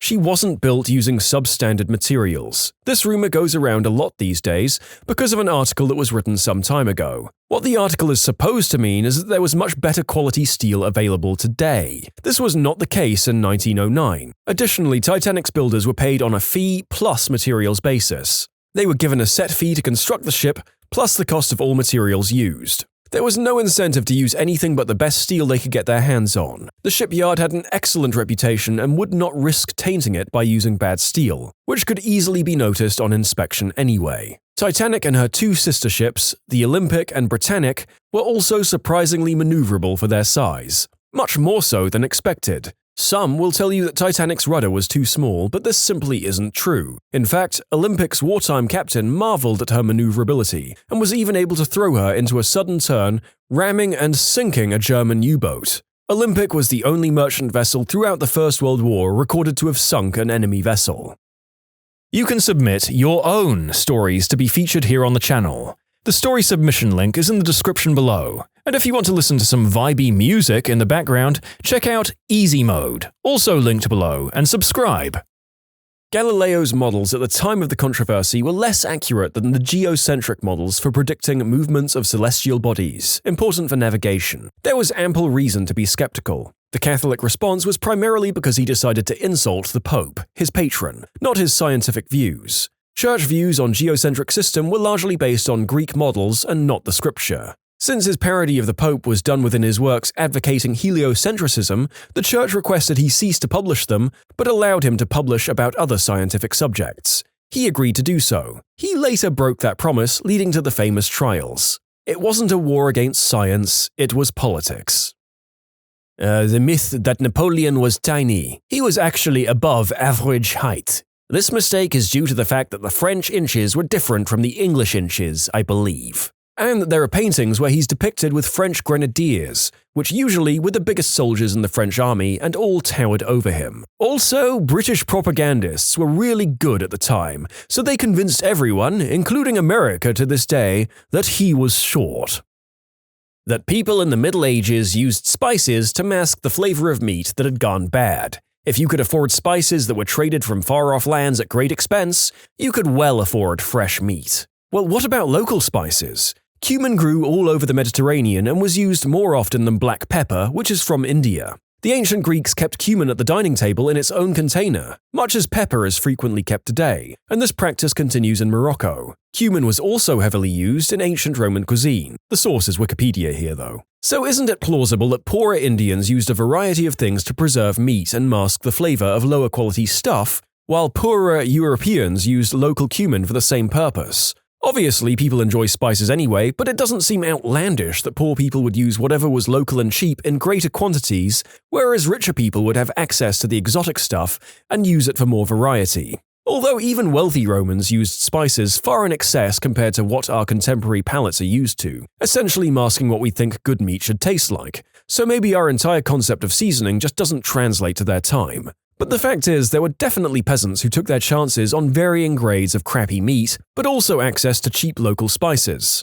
I think people forget that there's a scale from stomachache to full-on 48-hour gut-wrenching, spew-inducing hell caused by food poisoning, and peasants would be hard-pressed to waste something that was only a little bit spoiled. A quick search also reveals that cumin and coriander are recommended by a lot of websites for treating very mild cases of food poisoning. Any beneficial properties of something so abundant and commonly used back then would have been known through folk recipes and such. The idea that Columbus was trying to prove that the Earth was round, or that anyone at the time period even believed that the Earth was flat. Columbus thought that the distance to India was much shorter than everyone else thought. That's why he went that way. Of course, everyone else was right and the distance was much greater, but America was in the way. This is what I was taught about the whole situation. Is there any truth to it? This is correct. Columbus believed that India was about 3 times closer than it actually is. Those who believed Columbus's voyage would fail did so because had he not run into the Americas, he and his crew would have starved long before ever reaching the Orient. Mark Twain didn't say, "The coldest winter I ever spent was a summer in San Francisco." I've seen quite a few quotes attributed to him that are really of unknown origin. I think because of his wide range of writings, it's easy to claim that he wrote something. The Vikings never wore horns on their helmets. The only reason we believe that is because of poems and tales of the Vikings saying they did so. We found remains of Vikings and non-horned helmets after the idea that they had horns on their helmet was popularized. Just think about it. Aren't horns on helmets a little impractical and inconvenient? You would never use them, and it would make a great handle for the enemy to drag your head to the floor. There are horned helmets at the National Museum of Denmark. Long before the Scandinavians started raiding, and therefore became what we think of as Vikings, their shamans might have worn horned helmets. These helmets predate not only the introduction of Christianity to Denmark, but also the Scandinavian take on the Roman pantheon, Odin, Frigg, Thor, and the others. Yeah, I think anyone who's done even the most general of history courses on Europe has been aware of this, but it's probably a good idea to shout it out to the listeners who don't know. That people who lived before modern medicine lived much shorter lives. When we say that the average life expectancy of an individual in, say, the year 1100 was 35, it doesn't mean that most people lived to around 35 and then suddenly died. It means that mainly due to high childhood mortality and death during childbirth rates, the average age of death was driven down. If you survived childhood and pregnancy, you had a fairly good chance to live well into your 60s or 70s. Of course, people died more often from diseases and malnutrition, but these were marginal factors in reducing the average life expectancy compared to childhood mortality and death during childbirth. Pocahontas and John Smith. Thanks to Disney, no one remembers that Pocahontas was a 12-year-old girl that was kidnapped by a 30-plus-year-old man, dragged from her home, and killed by a disease that she had no immunity to. That a katana is somehow the best sword humanity ever created, and that the samurai were the best swordsmen. Bullcrap! The katana is great, assuming you're fighting in Japan. As soon as you hit somewhere with metal armor, specifically Europe, that sword actually kinda sucks.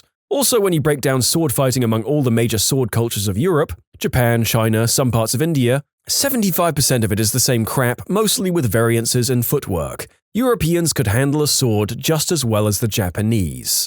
The katana is celebrated because Japan and its samurai class celebrate it. The reality during actual wartime was that the sword was not nearly as important as other weapons, and the real warriors were prized on their skills with other weapons, like the bow or the naginata, which is a weapon not unlike a lance. Swords were like sidearms, and the other weapons were the mainstay. Once peacetime came and the samurai had nothing better to do with their time and money besides wax philosophical, they spent a lot of time glorifying and romanticizing the past. And that's where a lot of the veneration of the sword, bushido, and even the term samurai comes from. Exactly. Just like everyone else. Swords are great in duels. In actual battle, they're actually too difficult to maneuver with everyone crushing in around you.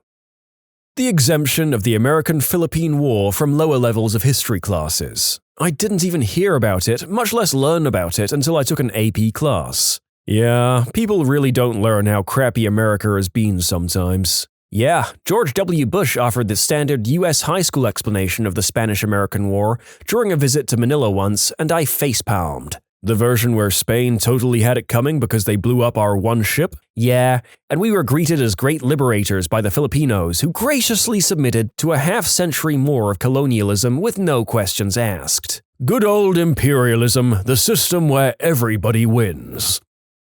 It's topics like this that fill me with information that tends to only be useful in making people not like me when I correct them. Knowing things makes me lonely.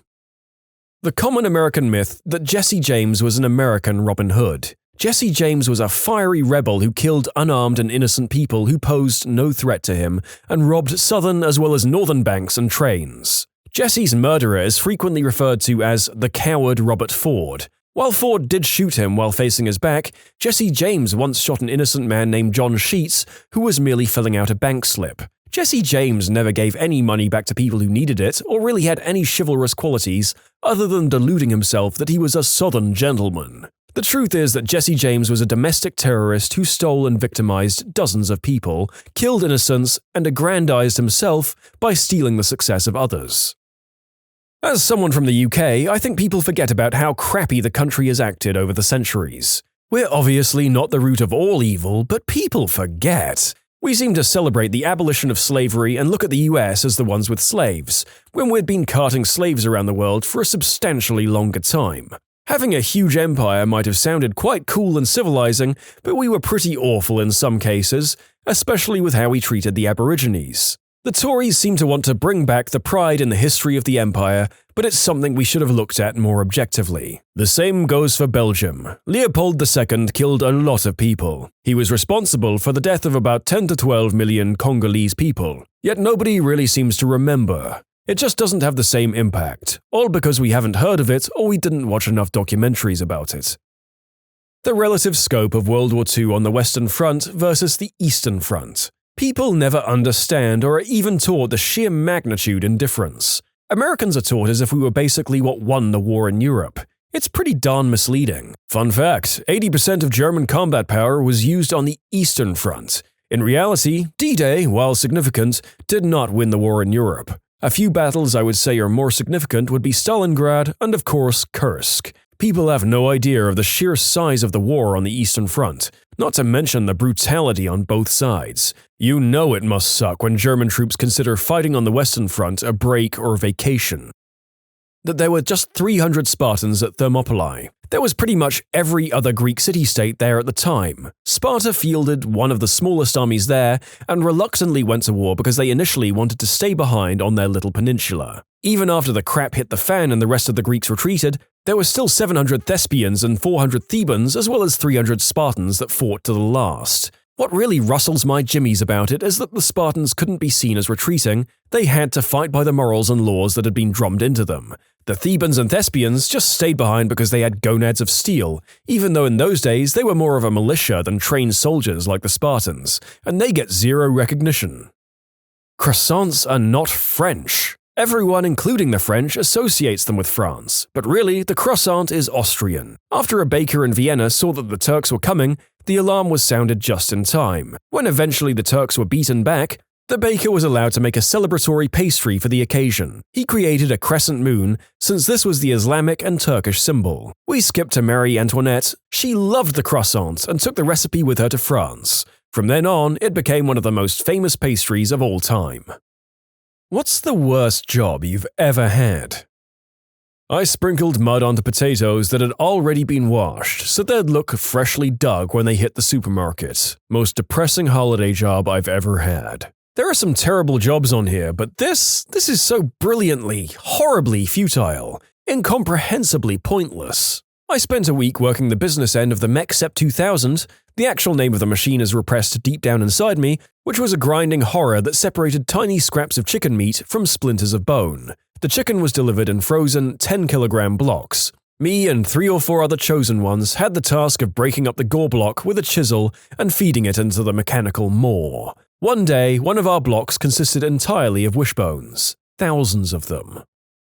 I've had terrible jobs, but nothing compares to this guy that called into a radio contest for worst job titles, as his was Chicken Butthole Remover. He stood on the slaughter line and made sure the carcasses were butthole free. If they weren't, it was his job to fix it. Tell us why you won this job. Well, I've always been passionate about not eating chicken buttholes, so I figured I could do some good in the world. Just making sure one family doesn't accidentally consume chicken poo strainer is enough for me. Dancing bear. I was a waiter at a kids' restaurant which had a bear as its mascot. The new guy had to be the bear on their first day, which meant putting on a massive bear costume over our waiter's uniform, including a huge fur head that you could barely see out of. You were then led around the place to wave at the parents and play with the kids once per hour. If you spoke, you were fired, as some of these kids were return customers who would recognize the waiter's voice. Wanting to impress my boss, I really hammed it up. I danced, I gestured, I goofed around, I sat on a mother's lap, I ruffled a father's hair while he growled, "Get off me or I'll stab you." The boss loved it so much that he made me be the bear every day that I worked there. Which would be great, except that it was August and so hot that the restaurant's aircon broke. The bear suit hadn't been washed in the history of the restaurant, so served as a memorial to the sweat of 100 fallen waiters. Little kids would run headfirst at the bear and headbutt my family jewels with depressing regularity, and all it earned me was the disgust of my wait team who thought I was goofing off work by being the bear, since it was clearly easier than carrying 2 plates of reheated lasagna across the room and refilling drinks. As many other commenters noted, I was relieved when this person clarified that the job in question was someone in a bear costume and not a live bear in a children's restaurant. Admittedly, the bear's job in that theoretical situation wouldn't be great either. Cutting fancy glass for use in mosaics. A glass cutter is basically a pen with a small metal wheel at one end and a metal ball on the other. Fancy glass is thick, heavy, expensive, and sharp.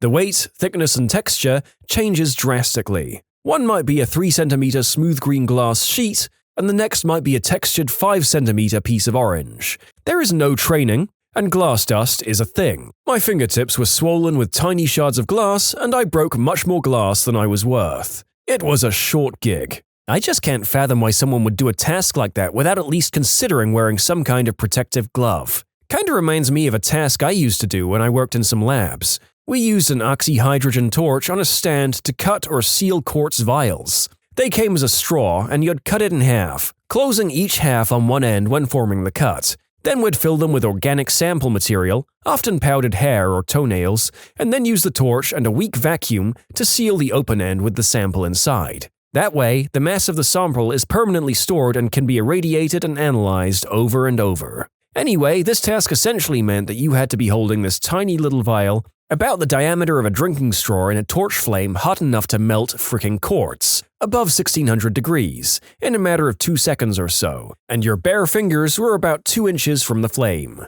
There was no way you'd have the dexterity to do it with leather gloves on, and anything else would be at risk of melting into your flesh if you accidentally got burned. That was a rather unnerving task.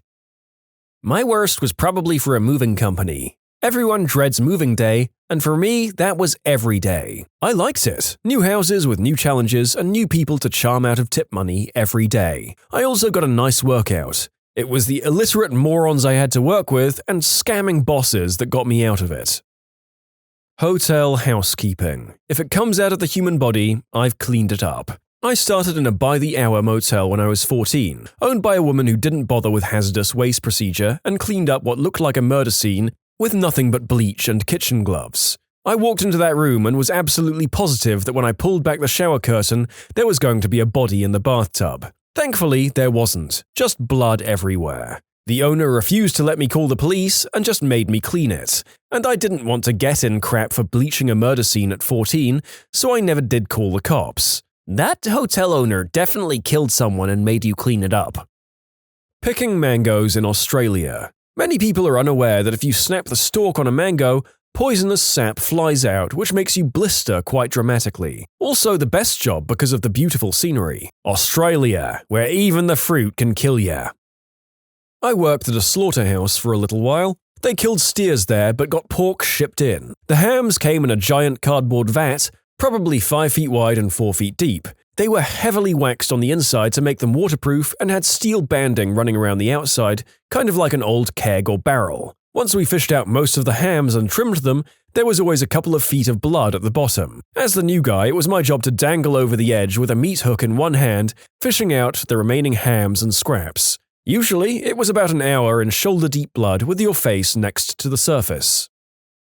I worked in an office, entry-level job after a career switch. My boss was a crazy woman, never happy, never satisfied, always changing her mind and blaming everyone else. One day she called me into her office and she gave me 2 projects, and got mad when I asked her questions about how she wanted them. At the end of the meeting, I asked her, "Which of these 2 do you need first?" Her answer? Both. I thought she had misunderstood my question, so I repeated, "But which of them do you need first?" "Both." "No, really, which of these 2 do you need first?" Her answer at this point was yelling, "Both, both, both, both, both." A few months later, I had enough of her crap and I went to HR to complain about her treatment of the staff. Of course, she had a friend in the HR department and she got wind of it. And she called me in her office and she complained about me complaining about her, and she told me, "You don't complain here, you leave." That was my clue. I called my headhunter and found myself a new, better job with better pay. A few years later, I'd built my career and I was actually ahead of her in responsibility and position. I met her at a conference and she was giving false praise how I was one of the best workers she had ever had,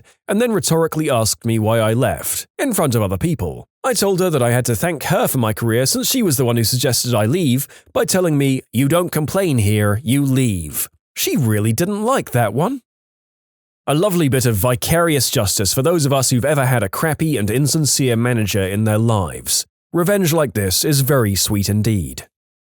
Door-to-door solar panel salesman for a corrupt home energy company. Nothing better than knocking on someone's front door right in the middle of a Patriots game.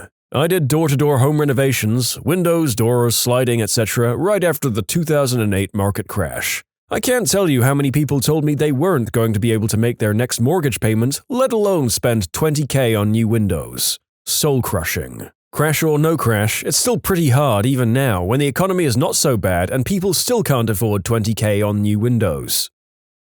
Internship at a public relations firm in college. I was promised agency experience, writing opportunities, and valuable experience. Turns out what they actually meant was sitting in a room for 8 hours cold calling CEOs from an outdated call list and trying to trick them into a sales presentation. Might I add, about a month into the job they hired a new intern manager who was the epitome of Massachusetts trash. Drove to work every day from the Cape on his Harley, it was 2 hours one way, and lauded his degree from Bunker Hill Community College. He chain-smoked and DJ'd on the side at trash North Shore nightclubs. He insisted on sitting in the room with us for 8 hours to check if we were actually making calls, all while berating us for being poor employees and cheap labor. On my last day of the internship, he called me into his office and told me, "The only reason you're still here is because we didn't have to pay you. You'll never be successful like me. You're not cut out for the business world. If I were you, I'd drop out and try to find a trade you'll succeed in." Even as a 19-year-old, I knew an idiot when I saw one. I looked him square in the eye and said,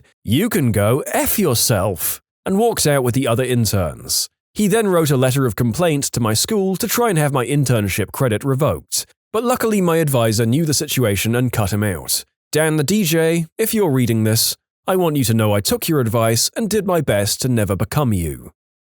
Being poor means being willing to do effed up things for tiny bits of money, so I've had more sucky jobs than I can count. But the one that stands out the most is door-to-door political fundraising and canvassing. This was back in the early 90s. The way it worked was that you had a clipboard, a pen, petition, and some envelopes. The whole crew would meet at the office and then pile into the 15-passenger vans. The supervisor would drive us out to a territory, or turf, anywhere from 10 minutes to 2 hours away from the office. Then they would divide us into pairs and give each pair of canvassers a map marked with the pair's assigned turf. If I recall correctly, we started knocking on doors around 3 or 4 p.m. and kept it up until 8 p.m. In that time, we were supposed to knock on people's doors and talk to them about whatever issue we were working on at that point. When I did my brief stint, it was nursing home reform legislation. Then we were supposed to get the occupant to sign our petition and make a contribution, preferably a check or charge on the spot. Our nightly quota was $120 per person. If you think that people hate having telemarketers call their houses at dinner time to ask them for money,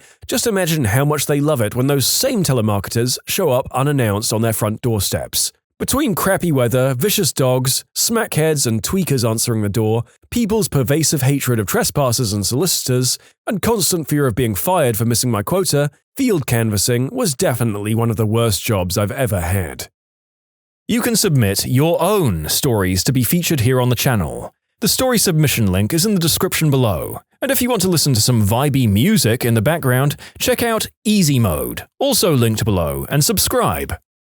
I worked at a used car lot for about a month my first summer home from college. Pay was decent and under the table. The summer of 2001, I was getting paid $15 an hour, which was awesome for a college kid looking to save up for beer money in the fall. I was the lot boy and prepped the cars that were sold, charged up the batteries on the ones that had been sitting for a while, and picked up lunch for the sales team. Overall, it wasn't bad, but the work was tedious in the sun, and the people that I worked with were odd. Sales guy 1. When he wasn't selling used cars, he was a bouncer or door guy at a third-rate adult club. He would borrow our high-end SUVs to drive escorts on the weekends. Without the boss knowing, he would have me put dealer plates on them after the owner left on Saturday afternoons. Sales guy 2. This was a peak rap or rock era, and he dressed and acted like a Fred Durst clone. Bragged about how he had multiple girlfriends and would make them bring him food at alternating times. One afternoon, the lunch schedule got crossed and we had an amazing trashy girl fight in the parking lot. The office manager was the former girlfriend of Sales Guy 1 and Sales Guy 2, who retired from dancing at the club to go straight. She still escorted on the weekends though, processed finance applications and did the cash drops at the bank. The owner. He paid everything in cash and specialized in selling cars for just below $10,000. Every Friday we had a customer who would come in and co-sign on a crappy Nissan Altima with $80K on it and would pay in cash. Always from New York or North Jersey. I just assumed they were engaging in substance dealing or human trafficking. Our mechanic was a quiet guy. He kept to himself and would listen to classic rock all day. After about a week, he told me he was happy for the job as he had been away for a while. He was good about showing me how to work on engines, and we would hang out in the garage drinking Miller High Life out of paper cups. The guy loved Steely Dan. After about a month, I noped right out of there. While the pay was good, the ongoing drama of the people I worked with wasn't enough to hang around. Sales guy 2 had just gotten arrested on the lot for failing to pay child support, and I knew I was just a few days away of being guilty by association or something. I was a furnace helper in a steel factory. We made bumper mounts and hinges for truck hoods and other heavy steel parts. I unloaded red-hot metal parts from the furnace with a pair of tongs. I used to catch fire 2 or 3 times a day. I hated that. Never have I seen someone so casually drop the fact that they regularly immolated themselves as part of their work. That's not far off referencing that they only had to ward off a few axe-wielding psychopaths from time to time in my book.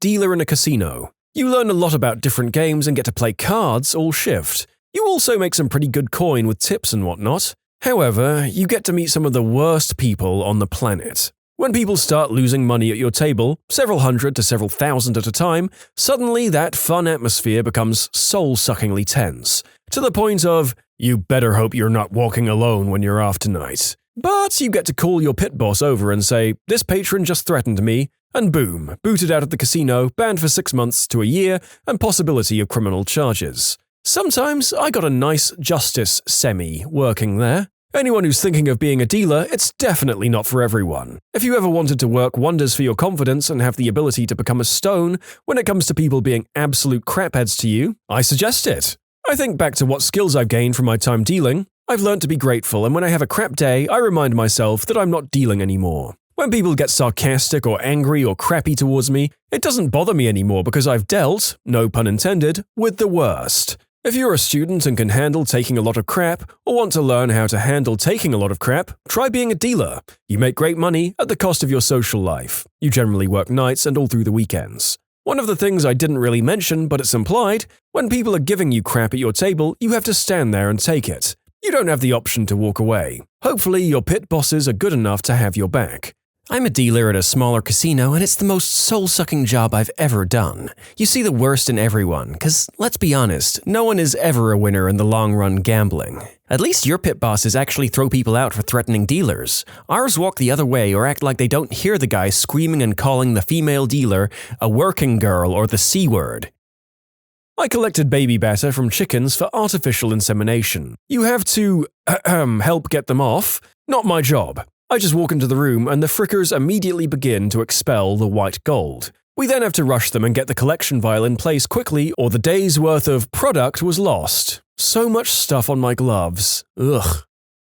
Worked for the UMG straight out of high school processing CD orders. It was still a thing back then. I was 17 and the only guy in the office, working with nothing but 40-plus-year-old women. Sweet Christ, the raunchiest conversations that led to me discovering the definition of TMI. The work was fine, just data entry, and they had a massive backlog when I arrived. In the first week, I cleared it all out, and no one in the office had anything to do, including myself. I couldn't browse the web. I brought a book into the office and was reading it, and got yelled at by my supervisor for it. I explained that I had nothing to do, and sitting around staring at nothing for 8 hours a day was torture. What about our backlog?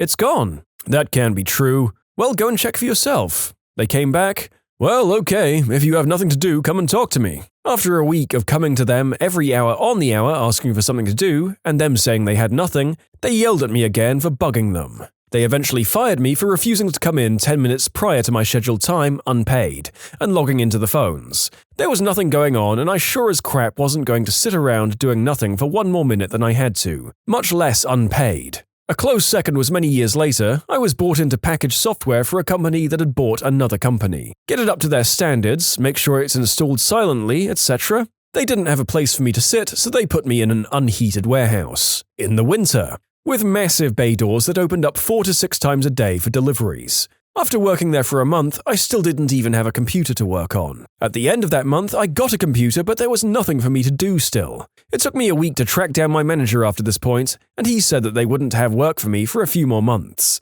Aren't you lucky? You get to do nothing and collect a paycheck, he said to me. Yeah, real lucky. Then they brought on another guy for some reason to do the same job. We were both incredibly confused, to say the least. After another month and having to read about 24 books, I just stopped showing up, submitted my time and checked my email every day to see if there was any work to do, as well as sending weekly emails asking if there were any tasks coming my way soon to my manager. Finally, after 2 months, they caught on and let me go. I didn't feel bad about it in the slightest. I can't believe roofing isn't on here. That is the absolute fricking worst. Pretty much like being a human egg on a griddle all day with a side order of heaving shingles around and trying not to fall and break your neck. I was a cashew flicker at a candy factory. Literally, I flicked the bad cashews off a conveyor belt. Managed a local restaurant, worked 10 to 12-hour days, often with closing and leaving at 1 a.m., only to be back to open at 8 a.m. 6 days a week with an 8 a.m. meeting on my only one full day off. Pyramid scheme selling Kirby vacuums for in-house demonstrations. I got out of that within a couple of weeks. I got offered a job doing this. I went to the interview and he said I'd earn around £2,200 a month, which sounded amazing, but I thought it was a bit too good to be true and didn't take it in the end. I didn't realize it was a pyramid scheme though. A unanimous recurring factor on all the many terrible job, quitting and interview stories that I've done for this channel has been how prevalent these schemes are at sneaking into the serious job market. You've been warned, folks. I took a job with a marketing company working at the mall trying to get people to take surveys. Literally hundreds of people walking right by you, refusing to make eye contact. It's like being a ghost. Horrible job, hated every second of it. I quit after 6 hours. Lifeguard. It was hours upon hours of boredom intermingled with seconds of sheer terror. Glorified cleaners. Spent most of my time cleaning changing rooms and toilets with a bit of time on poolside doing jack all. In 4 years, there was one rescue when I was on shift, and I was mopping the floor in reception. Lifeguard is the best job I've had. For one, our rules were probably a bit different, but I worked at a beach, and by our rules, we could only sit for half an hour at a time. So in an 8-hour day, we only worked a max of 4 hours. The other 4, we would read a book or something. Also, as a lifeguard, you could check out hot women and not be seen as a creep. I didn't actually take the job, but it would have been the worst by far. I applied for a position in an industrial bakery as a sanitation technician. As advertised, the job would entail disassembling, cleaning, and reassembling equipment. But when I showed up for my interview, really an informal orientation, the nice lady told me I would actually be standing at one end of a conveyor belt and given one simple task: to pick up trays of bread coming off the conveyor belt, rotate them 90 degrees, and place them on a different belt, for the entire duration of my 12-hour overnight shift. It would have nearly doubled my pay, but I just couldn't do it. I put my little hat back on and went back to rolling burritos. Even in the darkest, most horrible, open-to-close days of my time at the burrito restaurant, I would console myself with the thought of that job and how much worse things could be. What's the biggest bullet you've ever dodged? Grandma got a flat tire, pulled over. As she was on the side fixing the tire, her car was hit and totaled. Right from her hands. She was actually okay. I used to roller skate as a kid outside my house down a hill and never wore any kind of protection. Suddenly, one day before I go out, my older brother tells me I can't leave unless I put on a helmet, which is weird since he's never cared before. Anyway, I do it, and that day, for the first time ever, I fell and landed on the back of my head so hard that the helmet cracked. That crack would have probably been my skull had I not worn it.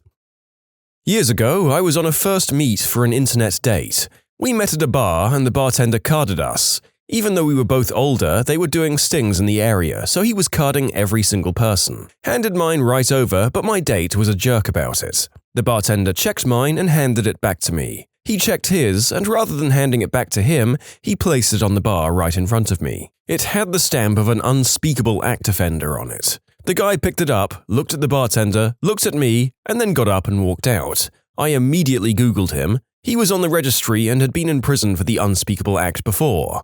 Lesson learned: always Google people. The bartender and I are still friends.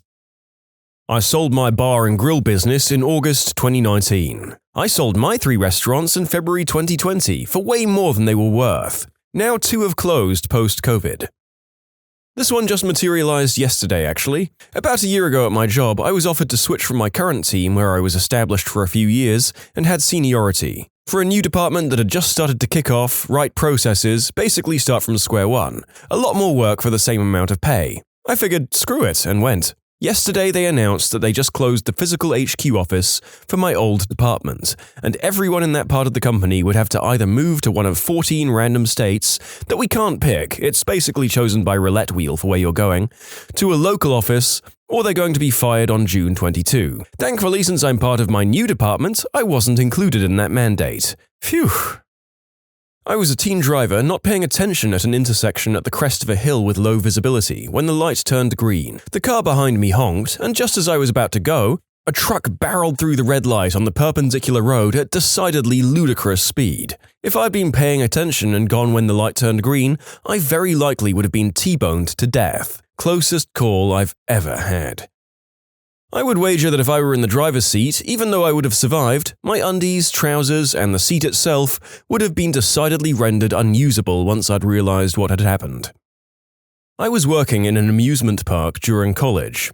I used to come home on a Friday afternoon and usually pick up a Friday shift as well as a full weekend, during the month that the park was only open on weekends. I was a manager at my attraction. One particular Friday, I got home and was too exhausted to do a Friday shift, so I bagged it and decided to just work the Saturday and Sunday and be back at school on Monday. I got a call from a good friend and co-worker telling me that our attraction was in flames, there were casualties, and a couple of my friends and co-workers were missing. 7 people lost their lives. My co-worker, assistant manager, went back in and pulled people out to safety. He was okay. I was in shock for a few days. Had I done what I usually do, I would have been there in charge and I know I would have gone in to help. It could have been an entirely different situation. So yeah, I dodged a bullet, but a devastating event happened. I'll never know.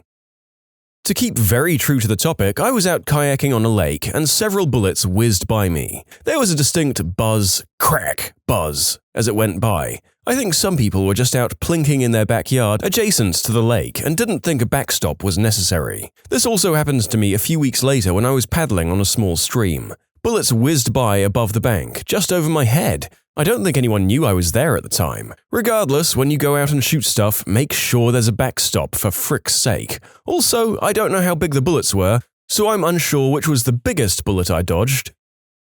When I was 16, I used a fake ID to go out clubbing. The legal age in Ireland is 18, so I passed for it and did it all the time. One night I felt sick and decided to leave my friends and go home. I knew there was a taxi rank in a small alley somewhere and was looking for it when an older guy, 20s probably, offered to show me. The alley he brought me down was not the taxi rank. Once I realized, I tried to go back, but he pushed me against a wall and told me I wasn't going anywhere. I just remember not being able to scream. I just froze. It felt like forever, but probably only a few seconds later, some guys I went to school with just happened to walk down by the alley, also looking for taxis, and saw me. One of them yelled out my name, and then he realized the guy had his arm across the throat, and he went mental. The guy jumped the wall at the end of the alley, and I just burst into tears. My schoolmate took me home and made sure I was okay. I'm in my mid-30s now with 3 daughters, and I still shudder when I think about this.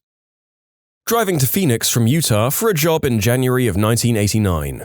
My new boss told me if I wasn't there by 8 a.m. Monday morning, he'd give the job to someone else. It was 8 p.m. on Sunday evening when he told me that. By the time I got to Flagstaff, I was delirious and hallucinating. I hadn't slept in 2 days, I'd been partying. I pulled over for a nap at a rest area. So cold. I started the truck just to heat it up a little bit. The next thing I remember, I was lying in the bed of my truck, with a guy gently slapping my face. Some trucker watched me start the truck, 79 Ford, and slump over to sleep. He said he was worried because he could hear the exhaust leak as I sat there idling. Made a mental note of the time. An hour later, he checked on me and I was unconscious. So after pounding on the windows for a few minutes, he noticed the sliding window latch was busted, just like the one in his own 79 Ford. He pulled me out through the back window and saved me from carbon monoxide poisoning. Took me a week to shake off that headache. No, I didn't get the job. I didn't roll up to the job site until just before noon. The big boss wasn't cool about it. On a brightish note, one of the guys on another crew saw me begging for the job and thought I had moxie. He hired me for a dirtier, crappier job that I grew to loathe. But at least it wasn't a wasted trip and I didn't die. I matched with a guy on Tinder who played for the Atlanta Falcons. He was really charming and seemed nice. He asked me to fly down to Atlantic City for Memorial Day weekend, said he'd pay for everything, airfare, hotel, food, etc. But I'd never met him before and he refused to give me his phone number. I was uncomfortable flying to meet a stranger, so I told him no. 2 weeks later, he was on the news for kicking and killing his girlfriend's dog. What's with the Atlanta Falcons and dogs? I'm not even trying to be funny, like that's really messed up. I took my wife to an indoor shooting range in 2014. I'd been at this range many times and safety was always their top priority. They made you sit through a safety video, take a quiz, and get a temporary certification before they allowed you into the range. The place got really busy and their safety policy became less stringent as time went on. I noticed that the lane next to us that time had 3 people in it, already a violation of rules. 2 big guys and 1 tiny woman, probably in her 20s. They were handing her various firearms and laughing when she couldn't handle the recoil. Big violation there and incredibly irresponsible. This girl was muzzle sweeping everyone. Another huge violation. I got a bad feeling and told my wife to pack it up because we were leaving. As soon as we started walking away, bang! That girl had fired a round right where my wife was standing just a few seconds prior. I told the range officers that they needed to get in there and do something about those idiots and that we weren't coming back. I've only been to a range a few times since that happened and now I don't even go at all. Too many idiots. From the one range I used to frequent in my life, I can tell you that at the very first muzzle sweep you would be out and with a temporary ban, at the very least. Crazy stuff. I was out at the bar with my friends and feeling tired. When I said I was leaving to turn in early, they all good-naturedly gave me crap. That night they all got $1,500 tickets for public urination on their walk home from the bar. Not exactly life-changing, but not a small bullet either. 2005, my friend and I evacuated New Orleans 2 days before Hurricane Katrina and drove to Mississippi with the little money we had. We were trying to decide where to stay for the night, and it was between a mid-range hotel or a really cheap motel. Decided to spend a little more for the hotel. During the night, the eye of the storm came through Mississippi and flattened the roof of the motel that we'd decided against. My mom wasn't going to leave for Katrina. I told her I was going to take me and my little sister and hitchhike if she didn't pack the car and leave within the hour. My dad didn't leave and he ended up on the roof with our neighbor because our house got flooded. No way all of us would have survived. Katrina decimated my town. Everything 2 miles inland or less was destroyed. I was booked on Pan Am Flight 103, which went down over Lockerbie, Scotland. I didn't have a premonition or anything supernatural, I just decided to cancel my seat. Didn't think anything of it until the plane went down and my mother had written down my flight plan and reminded me. This was back in the day when you could cancel without a penalty up to a couple of days in advance. On any given day, we make decisions for no concrete reason, really. I just chose not to go that day, and we come to learn it was a good decision. I try not to evaluate my decision because I don't want to affect my future decisions by second-guessing or trying to work the odds. This is only one example of times that I've dodged a significant bullet. I stopped duck hunting with a guy because he would put his 12-gauge Remington 1100 on his shoulders with no thought to where the barrel was pointing. I'd tell him to point it the other way or I'd stop and move to the other side. But he'd shifted it around and it would end up pointing at my head when we were walking. I told him I wouldn't hunt with him anymore and he was really teed off at me and called me a fricking Nancy, and that there was no danger because the safety was on. A couple of weeks later, he told me he'd had an accidental discharge with the gun on his shoulder. You can submit your own stories to be featured here on the channel. The story submission link is in the description below. And if you want to listen to some vibey music in the background, check out easymode, also linked below, and subscribe. I was subletting an apartment in college and got zapped by the electric stove. Gave notice immediately and moved out with very clear reasons why I was moving out. That building burnt a few weeks later. A Dutch mate of mine living in Tasmania had to visit his sick mum in Amsterdam. Booking his flight home online, he said to his wife, "You know, I'm sick of flying Malaysian Airlines. The food is crap, the hosties are miserable, it'll cost more, but I'm booking with Singapore Airlines." So instead of dying on MH17, he was on a plane 40 k's ahead of it. I got chucked off a horse. I hit the ground so hard I felt my soul leave my body. Started to cough up blood and was having trouble breathing within 30 seconds. Rushed to the hospital and the doctors were running down the hallway with me on a backboard. Doctors running is always a bad sign. I was sure I was dying. Came to find out that I broke 2 bones in my back and collapsed a lung. Once I was more with it, a nurse handed me my helmet and said, "It's a good job you were wearing this." It had been cracked almost in half. If I hadn't been wearing that, it would have been my head, and I most certainly would be dead or permanently disabled. Wear your helmet, kids. A bus. I grew up in Bermuda, and since it's such a small island, cars are limited to 1 per family, and everyone drives mopeds. I was driving into town and came up to a red light behind a bus. As is tradition, I scooted around the bus to be in front of the line of traffic. Literally 2 seconds later, a second bus smashed into the back of the first bus at like 30 miles per hour. I would have been pancaked. Without question, 100% dead. I just sat on the side of the road for a bit and thought about my mortality. My only other Bermuda bus-based encounter was driving home from my first job in the rain. An oncoming bus in the opposite lane went through a massive puddle and sent what looked like a tidal wave of water right at me. It literally picked me and my little Yamaha V50 right up and swept us off the road into some grass. So I guess in the end it was me won, buses won. I attempted to self-delete. I ended up passing out in some bushes near the train station. Early the next morning, a girl I went to high school with, who I barely knew, saw me while she was boarding the train for a college interview early in the morning. She recognized me and told the conductor. He dismissed me as a junkie who just needed to sleep it off. She said, "I know him. He doesn't do substances or drink. Call 911 now." 3 days in a coma. I'm very grateful now. About 6 months after I left my ex, he got caught sending very inappropriate content to a 12-year-old. He was 34 at the time. I really needed a job, and the manager at my dispensary in my area offered me a spot. I said no, and 4 days later they were raided and everyone got arrested. I'm confused. Did they not have a license, or are the feds just raiding dispensaries because it's technically still illegal by federal law? Yes, the latter exactly. The narrator is very confused about this later one. You can have a licensed, commonplace sort of store that is in actual fact illegal under the laws of the country you live in. Very strange. My ex-girlfriend moved out of my house a day before the first lockdown in Spain. She had previously pulled a knife on me. I had 2 job offers in different states at the same time. The one I didn't take was offering more money, but I just didn't gel with the guy who'd be my boss and really liked the guy who would be my boss at the lower offer. The better offer was in a state I'd always wanted to live in for a company I admired, but something felt off, so I went with the lower offer. I ended up meeting my wife in the city of the lower offer. Meanwhile, the company that had given me the higher offer abruptly closed and laid off their entire staff with no severance. So if I'd taken that, I would have been stuck on the other side of the country with no job and no money. I got on an intercity bus and almost sat in the middle, but then moved and sat at the back. The bus later collided with a truck and opened up like a tin can. If I'd sat where I originally intended, I would have been killed.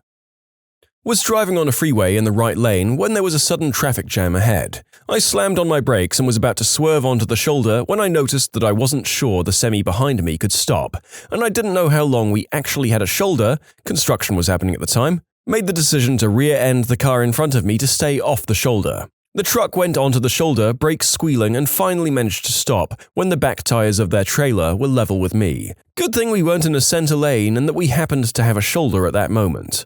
As a bonus, I stopped in time and didn't hit the car in front of me after all, though I would have happily taken that hit and hopefully only would have shook up the people in front of me, in place of literally being hit by a truck. I once convinced 2 police officers that I was the one on my fake ID. It was my older brother's ID 22. I was 19 at the time. Me and my roommate were checking out the liquor store and the cashier said my roommate's ID was fake. It was an actual fake with his photo, so the cashier quickly told the other very large worker to lock and barricade the door immediately. They called the cops and practically held us hostage until the cops arrived. My roommate ended up getting a ticket for his literal fake ID, and I convinced the cops I was my brother. We look like brothers, but we definitely don't look like the same person. What sold them was when one of the 2 cops asked me to name some streets. We were in our college town about 2 hours away from where my home address was. I recited the address on the ID because it was my childhood home, and the cop said, "No, name some streets around this address." He apparently grew up and went to high school in that district, so he was testing me. I named like 5 or 10 road names in that area, and I was good to go. I have no idea how I didn't panic or act flustered. I'd been pulled over for going like 9 miles an hour over the speed limit before and I'd been freaking out that time. But this day I had ice in my veins for some reason. A few months ago I was driving on the IATA at night when out of nowhere the biggest buck I'd ever seen was in the middle of my lane. I did exactly what you're not supposed to do and swerved and thankfully managed to keep the rear of my car content with it. I literally shaved that buck's butt. My mirror was folded in. I know you're not supposed to swerve, but I drive a tiny little thing and that buck's body would have gone through my windshield and into mine and my wife's face at 70 miles per hour. My friend and I were in a bar and she was talking to a guy she met on Tinder. When she turned around, I saw him put something into her beer. I walked up, pretended to stumble, and knocked it out of her hand and apologized. Told her I'd buy her next beer, and when we walked over to the bar, I told her what he did. We left right after. Decided to grab a case of beer and play Mario Kart that night instead. I only tagged along because she asked me to, which I'm always perfectly happy to do. Glad that I did. My first ever boyfriend dated me when I was 14 and he was 16. We only dated for 1 week before he took me into the woods and forced me to kiss him. I started to feel icky and broke it off that same day. 5 years later and I've found out that he's now in prison for inappropriate behavior with minors. A year ago, almost to the day, I was offered a new job. It was exactly what I was looking for and I was really excited. They told me they would email the contract, but after a week I hadn't heard anything. After a lot of chasing, they told me they'd changed the structure of the organization, so the position wasn't available. I have a month's notice for my current job, and if I'd taken the new job, my notice period would have been after the cutoff date for furlough in the UK. The new job was in an industry that collapsed through the pandemic, and the industry I work in now has boomed. If I'd received that email, I probably would have been close to bankruptcy now. Phew, well, there were worse things during the pandemic than a dependable job, even if it wasn't one that thrilled you. Lucky miss. I hit a coyote on I-80 going about 80 miles per hour in the middle of the night in Indiana, coming back to Michigan once. I hit the thing dead on and it somehow went under my car and scampered off and lived. The only damage was my bumper was a little bit cracked, which I didn't care about because the bumper was already a bit messed up, so it was no big deal. There was literally fur all over the bumper. I got lucky. Had it been a buck that I'd hit dead on, there's no way my little old Subaru, myself, my girlfriend, or my sister would have been uninjured. I drove much slower and with much more caution after that. That time where I didn't go along for a ride when a friend of mine was running Green Herb, years ago, back when it was more illegal. I was bored and unemployed at the time, and passed on this trip because I had to go to a job interview to be a zombie for Halloween festivities at an amusement park. I got the job, My friend got arrested and did 30 days in jail.